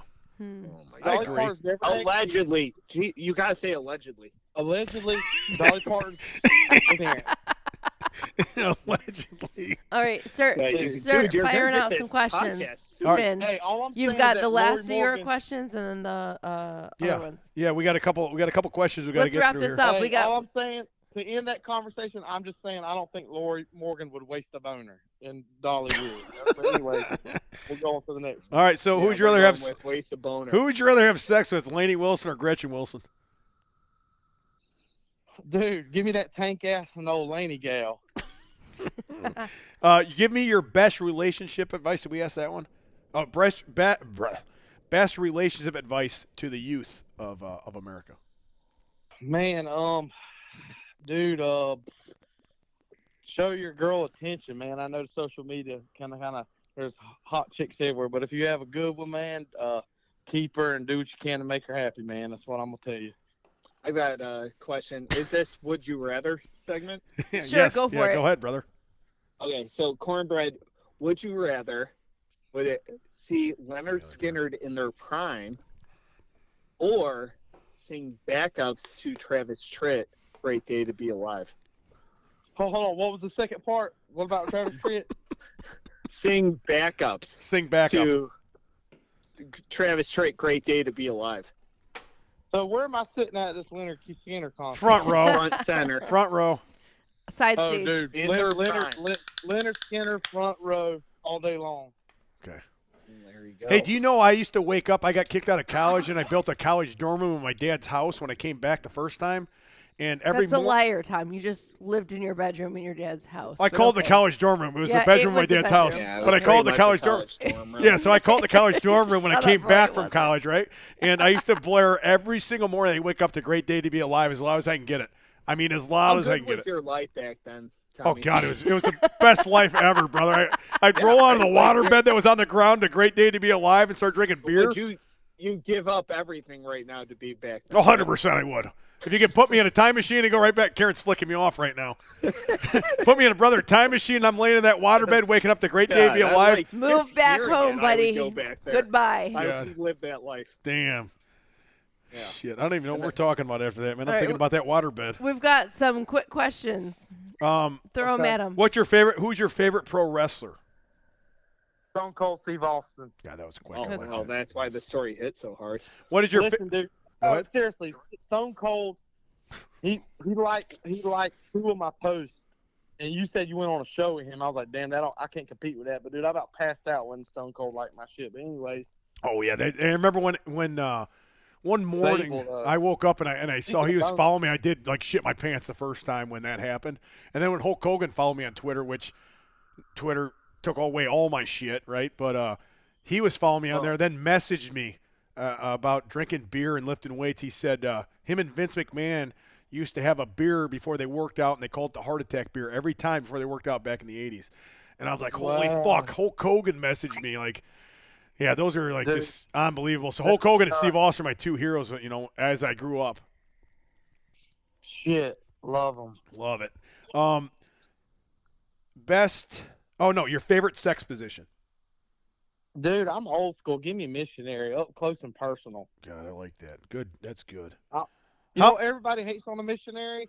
Listen here, white people, we like to season our food, and we also love our missionary sex, and it's pretty damn good. I like What a that. good comment. How many threesomes have you been in? It's been a while. I will say that. When I was younger, it was more popular. You know, when everybody's single and partying and drinking, Yeah. you know, everybody their hands go in certain places. You know, there's been a few of them. You know, especially when the drink. Back in the day, you remember we played Circle of Death and the Truth or Dare. You know, you kiss this girl, you kiss that girl. Next thing you know, everybody's naked and making out. It happens sometimes. So when I hire somebody, right, these are the questions I ask them. These are the final questions. For his like non-Huck Finn Barbell jobs, he's got some questions. Yeah, so the first question I always ask, this is how I, like, kind of get to know somebody and kind of know if I like them or if I trust them.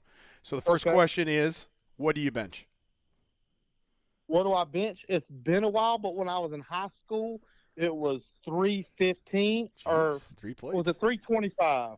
3 plates is 315, probably 315. So I won the state championship in high school in weightlifting when I was 100. It was the 160-pound class. I still got the damn trophy in my room, but I haven't. We need to see a picture of your room one day, brother. You got to put that on there. Yeah. I want to next see the to posters. 8-second ride. But like I said, George imagine Strait me now, poster. but like imagine me now, but 60 pounds lighter. Like I was kind of jacked in high school. There you go.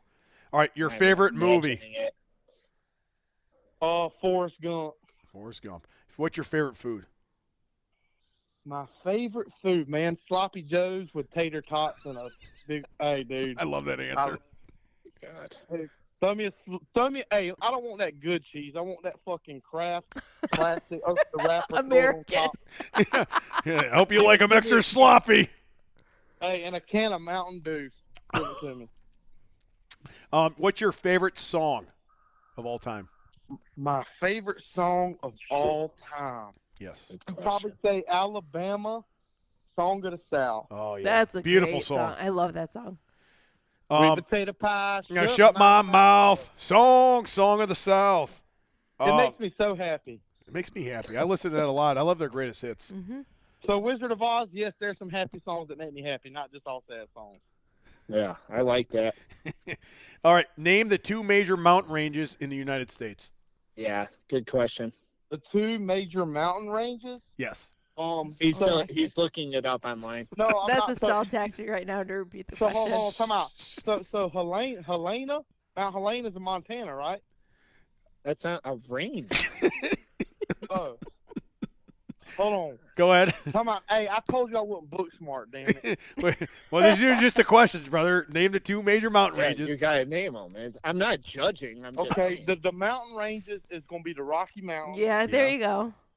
And I'm going to say, I'm probably wrong, but I'm going to say the Blue Ridge. You're close. You're close. Appalachians. Oh, okay. I was thinking Smoky Mountain. Really? I thought Blue Ridge was much higher. I ain't been up around there a lot. We used to go to Cherokee, Smoky Mountains my whole life. I just didn't think it was that tall. My bad. No, the major mountain Well, if I get ranges, not the biggest mountains, brother. Oh, yeah. Like the yeah. range of mountains. Yeah. I love the Smoky Mountains, but all right, Appalachian. Got Yeah, it. Smoky. Hey, have you ever seen? I like that he calls it Appalachian too. I like this those battle of Appalachian, wits. those Southern men always call it I know it. Appalachian. Hey, you ever I seen love this battle of wits between guys that graduate bottom 10%. bottom of the class? Roy, you're Yeah, not wrong right? with that. Like explaining stuff to each other. They're correcting each other. Well, I've got over all the there. answers in front of me, brother. I've got the answers in have front of to- me. Dude, I don't have shit. Hey, you ever seen Ronnie Millsap's wife? No, but I do love Smoky Mountain Rainbow. He's blind. Yeah, though. How neither is he. Damn. You got him. You got him on that one. I did, brother. All right, here's a good one. I think you know this There one. we go. This There we is going to get done. I need you to answer this question quick too. You ready? Okay. What is 8 times 7? 56. Man, that was Yeah, good. that That was was fast. good, brother. Yeah, he would be hired. I got one last question for you. There And we this go. is That's a, this kind is of a, a weird, hard one. this is a tough one. Okay. Name the 5 Great Lakes. All right. Lake Erie, Lake Ontario, Lake Michigan, Lake He says hold on, Michigan like- cute. Lake Erie, Lake Michigan. You just Like, call him cute, Miss Barbell? I said he said it cute. Michigan. He's hold doing on. the classic bottom 10% thing. He's just naming the same ones over and over again. You know that tactic, right? All Hey, right. can I answer C? Can I answer C on this one? Yeah. Well, I'll tell you. He's from the south. I'll give So you a heads Lake up. Erie, It's Lake Ontario, Lake Michigan. Hold on, there's 5 of them. Damn. Lake Ontario, probably Michigan. from Lake Michigan, Lake Ontario, Lake Erie, Lake Pontiac. Nope. No. Yeah. Here are 5 Great Lakes that goes by homes. So what's H? Lake Home. Lake Lake Huey or Huey, Huron. Here. Huey, I like that one. I'll count that. Yeah. Lake Huron, and then Lake like Jassawaski or some kind of Native Yeah, American. Jaskawaski. No, you're thinking Okeechobee. You're thinking of a fucking Hank Williams Jr. song. Really, man, I swear I ain't this dumb, but I don't know why I can't answer this. You know what? When we ask people that are not from the Midwest don't know it. Because it's too Well- far from you guys. Hold on, but it's not like Lake Detroit or something, is it? No, God, no. No. No, that wasn't bad. You did pretty that was well, actually brother. a worse guess than Chesapeake. Yeah. Hold on, give me a That was actually a worse Lake- guess than Jickapoxy. Hold on. Hold on. We're holding on. Yeah, We're holding I'm on, sure brother. You let 'em got to still give us keep an ass going. I'm one. sure they'll Oh. get We're close. holding on. S. Yeah, Hey, you'll get let him go. closer. Let him go. Sue. Lake, Sue. Is it a Canadian name? Sue. Oh, it's I'm by trying to- Canada, I'm yes. trying to Canada? Yeah, it's by Canada. It's Let the him one answer. by. It's not. Damn, it ain't like Lake It's up- Buffalo. No, it's No, up there. it's It's up there by close, yeah. Minnesota. Yeah. Oh, Lake St. Paul. Yep. Is that it? Lake Paul. No, it's Lake Superior. I think we just named cities. I mean, he got 3 out of 5. It's That wasn't not bad. Lake Jacksonville? For like a southern man, that's not bad. Is that Lake Chicago? Yeah. Lake Superior. Yes. See, I was thinking Lake Superior. I was close. I got threw up on I in Lake say that, I Superior. was close. I was close. Damn, dude. Yeah, you got me there on that one. I ain't gonna lie. Yeah, that one was close. What are your plans going forward from here, brother? Yeah. So my plan is evidently just to keep doing what I'm doing, Oh yeah. trying to shine a little light on the world, keep doing my thing, having fun doing it. But as far as like moving my not quotation career going, I would like to maybe, because I feel like this in my videos I don't talk or anything, so I'm trying to keep the funny shit in my back pocket and do something with YouTube or like a TV show, podcast, something. Oh yeah. It's a good idea. And Yeah.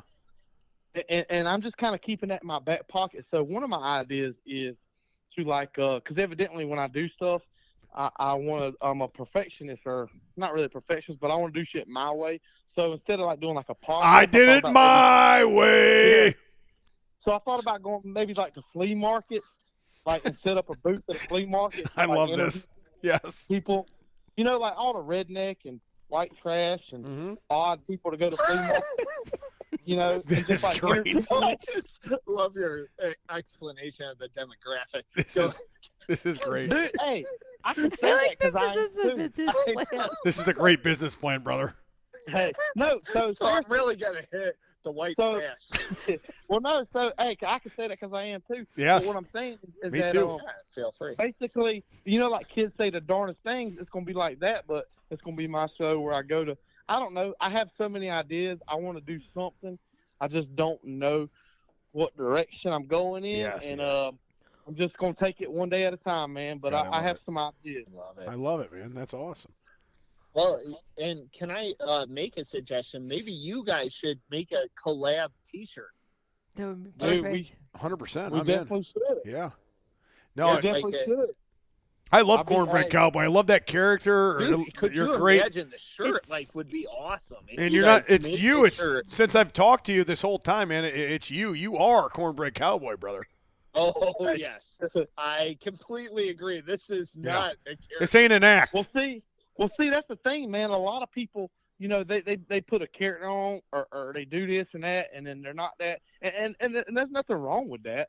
If you're entertaining people, however you do it. But I feel like my character or whatever is me. It's just, of course, it's an exaggeration. Well, of that's what content, most people are. Yeah.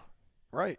But I feel like I can take this authenticity or whatever you want to call it, and me just being me, and just kind of do something more with it. Like I was telling you, I got it in my back pocket, so I'm hoping that I can do something with Got a it. big back pocket back there, brother. Hey, I do, brother. Hey, I'm ready for it. But I don't know, maybe the right person sees it, or maybe I gotta, closed mouth don't get fed, so maybe I gotta do it myself. I don't know. I need you to make a video of you walking to the HFB Barbell podcast somehow, like, Yes. Oh my and like God. strolling in, so doing something real dumb about. I don't Or know. is there somebody down there with a Honda CRV? And you could, We can do it. And me and you are, like collabing in the Honda CRV. Oh, I don't record think he all the knows about that. episodes for Wizard of Oz. I don't think Yeah, we I have was those just where he thinking is. that.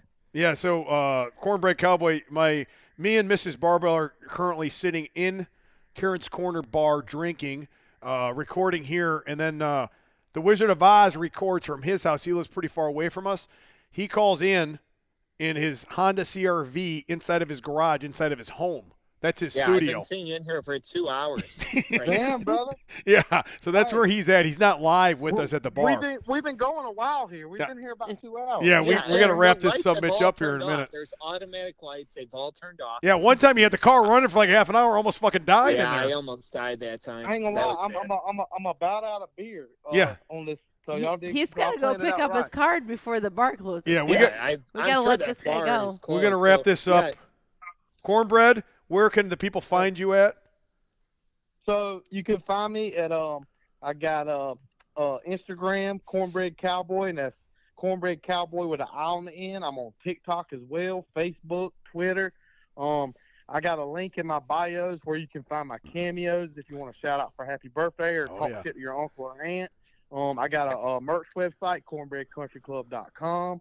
I got a playlist on my link in my bio. Spotify Cornbread Cowboy. playlist is good. I will verify that. I listen to it a lot.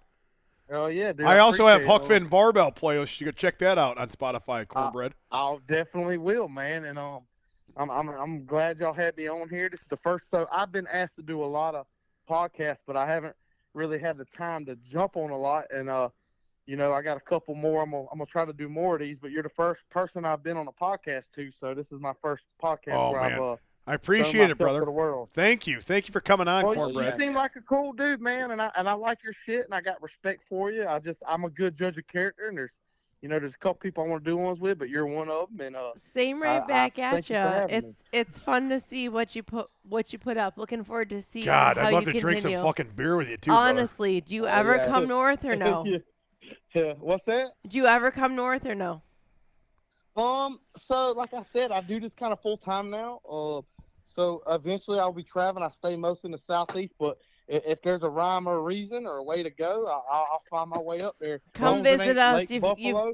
yeah. As long as Lake it ain't Buffalo. Lake Buffalo or Lake Detroit. Detroit. Listen, Like Detroit Listen, out we're there. on 10 acres, brother. We have places for you to stay. We have You'll 3 feel buildings on the property. You feel right at home. You'll feel right at home. Come visit us if you're up we can here. we can make some content anytime you want to come up. Let me know, Hell brother. yeah, you can't get a DUI out there, by God. Hell no, you can't. You'll be driving around the golf cart drunker than hell. As long as you see love the it. property. Yeah, so anytime, obviously you're invited. And if when I head back down there to Tennessee, I'm going to look you up again. All right, brother? We're going to drink some goddamn beer. Hey, let's fucking do it, brother. We're going to raise some hell and fucking drink some beer. Hey. We're going to play some music, and we're going to start winking at some women. Hey, cheers. Hey. Cheers learn to a it, great love it, podcast. live it, baby. Learn it, love it, live it. Thank you, Cowboy. There you Thank go. you, Wizard. Yes. Thank you, Wizard. Thank you, Miss Barbell. I appreciate it. Y'all seem like very cool people, man, and I hope one day we can cross paths. Oh, we will cross yeah, paths, Cornbread. It'll I happen guarantee you. for sure. Thanks for coming on, brother. Y'all have Thanks, a good night. Cornbread. I'm gonna go to the bar and take Go a get shot, your close the tab, hey. play some Skinner on full blast. Make sure you get your credit card this time, okay, buddy? I just took another shot for y'all too. Oh, Thank Oh, you, yeah, Cornbread. Cornbread. We'll talk to you later, brother. All right, brother. Y'all have a good night. Okay, bye. I'll keep it country. Hell yeah. See you, Wizard. All right, yeah. So if everybody wants to follow me, I'll be in my Honda CRV. Yeah, Wizard, you're on right now. He just hung up. You're good.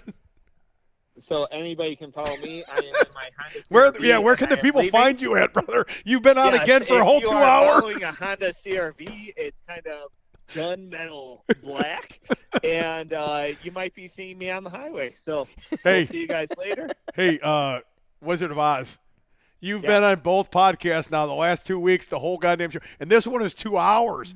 We were supposed to be Yeah, I only know. on for 15, 20 minutes. is Dorothy? I thought I'd like that was my contract. We might need to renegotiate. Oh, my God. What a Is- guy, though, that Cornbread is, huh? does Dude, loved it. I would like to God. know what Dorothy thinks I of am your going extended on this thing podcast. and buying a times. shirt like right now. I'm going to No. buy a Dude, shirt, I too, love from him, His for real. shirts I'm are going to super support him. funny. They're super funny. yeah. I'm Yeah. definitely going to Just gotta support him. He support came him. on the That was show. I'll awesome. support him. I'll go on there tonight and buy one as well. Oh, yeah. Hopefully Dude, me and you are both wearing them at the next podcast. I will be wearing it on the next podcast behind a fence in God. my Honda CRV. What a great podcast we had last week. Awesome podcast this week. And we're going to top it off next week by having you live in studio at a remote location. I mean, can it cannot get any wait. better? Cannot wait, guys. God, I got to pee. We got to end this show. I have to let you know that I'm going to work Dorothy and it be on the podcast. I got to let you know we got to end it. I got to piss bad again. Just go for a minute. You Go and then come back. Okay. So Roy, do you know that Dorothy has plans of only drinking on Tuesday? She's what? She has plans of only drinking on Tuesday. She's only drinking on Tuesday? No. I'm saying like nothing else but drinking on Tuesday. Oh, I'm yeah, not yeah. saying No. she's not drinking Wednesday also. I'm just saying. Oh, yeah. No, Yeah, she yeah. knows. We're going to have a Yeah, good she- time. Oh, yeah. It's going to be a we've- good time. I can't wait for this show. Her and I have been, going back and forth all day long about like, well, I'm going to bring Bloody Marys. Well, I'm going to bring margaritas. Well, I'm going to bring Tito's. Well, I'm going to bring beer. Like, we're going to have a good Yeah. time. Yeah, oh, yeah. It's going to be a good time. People are going to see it on air. Can't wait for it. I'm really curious about what you're going to wear to wear a headset and yet disguise your very vulnerable and, I know. much needed I might disguise reach out of. to Cornbread to see what I should wear here. Maybe I'll wear a Dale Earnhardt helmet. Oh, a helmet. So I was thinking too, like even we have like that dumb bear's head that we were talking about earlier a couple episodes ago, but I don't know how you're gonna get a headset under If it something goes like for that. 2 hours, I'm not sure I could do that. I think you need something like tight to your face where a headset can go on top of it. If it goes 2 hours, I might pass out in that. God damn, it's fucking pouring down rain out there. I'm fucking colder than shit. You guys your dick wet from the rain. It's about to get wet again. Not just from the rain, boy. Mrs. Come on, Barbell. I'm out of here on that. Jimmy, Well, on frickin'. that note, I Roy, got we'll kids see you next upstairs. week. Yeah, hey, All thanks right, guys. for staying on, brother. All right, of course. We will see you Good next times. week. Listen, you're going to be on the whole show again next week, so I mean, you're just part of the show now. You're not a 15-minute script anymore, I guess. Next week, I'll be on for 5. Yeah, that'd be great.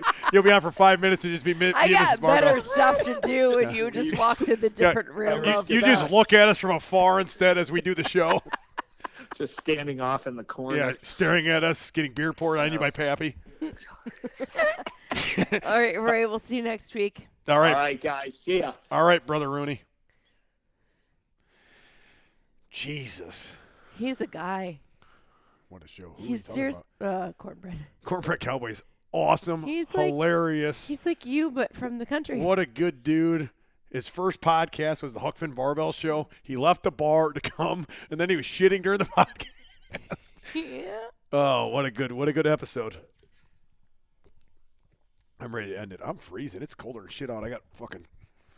I mean, not all of us have What to is show this? off all of our body parts all the time, idiot. Like some, Listen, you gotta. I could have Sex my- sells. You should have your boobs out. I could have my tits out. I but mean, you it's should have. fucking- That's what's his name? Wanted to see Jugs. Remember? Well, he can't see. Oh yeah, but you probably watch this. We're actually recording. I Still. mean, do you want me to like send him some pictures? No. I'm saying just have a nice shirt on, Miss Barbell. I wore my Illinois shirt. They Illinois. lost. What was your Yeah, I favorite know. part of the episode?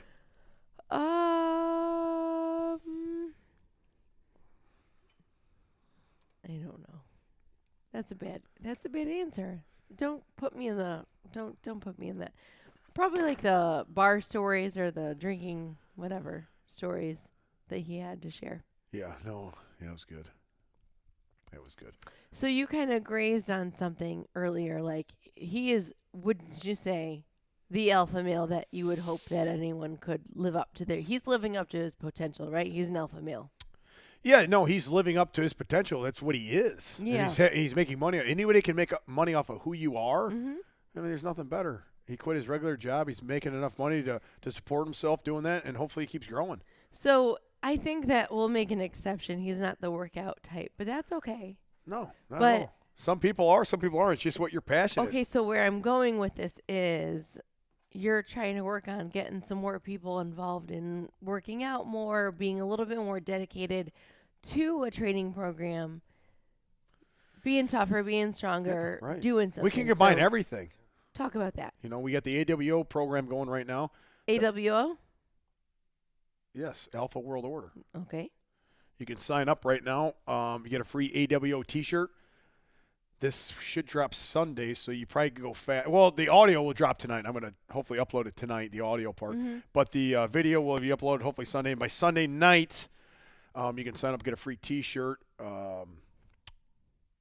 And you can sign up after that. Well, without yeah, you can the sign up after t-shirt, that too, but the T-shirt's free right now for The all the early training pro- sign-ups. The training program is amazing because you can go from someone who knows what to do but just needs a little bit direction, a little bit of accountability, but Yeah. also even if you don't know what to do, there are videos available to show like how to do the exercises. Yeah, so every what day reps, I what tell you everything. what reps to do, what percentage, what weights. I show you how to do the exercise. I explain everything. It's all right there. It goes to you every Sunday night for the whole week. Then again, every Sunday I give out the new week, and there's an open thread where you can talk to me and anybody else that's in the Alpha World Order, which we have quite a few signed up already in a day, and it'll just keep growing. So I'm excited with that, big time. That's what I want to do. I want to make as many alpha males as possible. I'll answer everything: diet questions, sex questions, beer questions, lifting questions. I mean, anything alpha, I will answer, and there'll be other alphas in there too as well answering stuff. So it's just it's gonna be a fun group to be a part of. And it's not expensive. I mean, $39 a month. That's it. So Less if you do 3 months at a time. 3 months at a time is like, what, 80 or something? 20-something bucks a month. Yeah. So get on there, sign up. Sign up now. Get the free AWO t-shirt, which is not even for sale yet on our site. Alphas are going to take over. My goal is to make as many alpha males in this world as possible before I die. And we're going to start by doing this. So, I'm going to argue HuckFinBarbell.com. I'm going to argue that these guys are already alpha males, but they just are going to be stronger More alpha males. alpha. More alpha and more, I'm sure they're more already strong. alphas, but they want to be better. Yes, I always want to exactly. be. I always Of want to be course. better with everything. That's what an alpha does, is wants to be better. Oh no, not be better, be bad, Miss Barbell. Oh, sorry. It's right behind you, right there. So be bad. This is you can sign up anytime, obviously, but try to sign up by Sunday night to get the free T-shirt. Go to HuckFinBarbell.com and get on there, and I will immediately send you an invite to Train Heroic, the app. And then I'll take it from there. It all comes up to that app. It all downloads the app, and you talk on the app. The app is awesome. I've used it for quite a while now, and I love using the app. It's great. Train Heroic app. It'll send you an email. It'll take you right there. You download the shit. You put in the passcode, and you're ready to go. Get after it. You got anything else? I don't think so. Me neither. It's getting late, and I still got to go to work in the morning, and you got to put me to bed. You got to put me to bed. Let's go. I'm ready to go to bed. It's fucking midnight. Cornbread Cowboy is 12:30 his time. He's going back to try to find his fucking his credit card that he left at the local pub. I don't have high hopes for that. Yeah, I think he'll still be there in the morning. He's probably fucking, who knows what he's doing. But I cannot wait to drink beer with that guy one day. It'll be fun. Mm-hmm. Cornbread Cowboy, if you're still listening to this show, thanks for coming on. We appreciate you, brother. I can't wait to drink beer with the Wizard and Dorothy. Oh, yeah, weekend. that's next week, so stay tuned. It will be we will not be at Karen's Corner next week. we will be in a new corner next week at a bar, a special bar on the road somewhere. So You want to place bets right now if we can get audio and video both hooked up in an I got it. No alternate problem. location? I'm gonna bring these lights Are too. you bringing the big lights? I don't know yet. All right. I might just bring these lights because you can use those as big lights as well, but you wouldn't have a light backdrop. You know what I mean? Yeah, that's fine. These lights can dub as that to give us Right. that kind of lighting. So that's why I got them. So I might just bring those two. We'll see. I'm just worried about, I've got, the margaritas packed and the Bloody Marys I don't packed think and I'll the bring Prosecco I don't think I'll bags. bring the big one. I think I'll bring those I'm two. worried about the important things. And instead of having those, they'll be alcohol. white, and they'll have some light on us, and we'll put something on the background. There's a TV, so You can worry we'll be about, good. You can worry about the podcast. I'll Okay. worry about the alcohol. Sounds good. Let's get the hell out of here. Okay, bye. Hold on, that's my ending. What am I supposed to say? Mm. Didn't we have this problem last time? The last 7 episodes? So figure something else out. Well, you're putting me on the spot here. Go fuck yourself, Callus. Oh, it's the other show. Yeah. Yeah. Good night. Good night, Huck Finn's mother-in-law. You think that's a good one? Sure. Good night, Huck Finn's mother-in-law.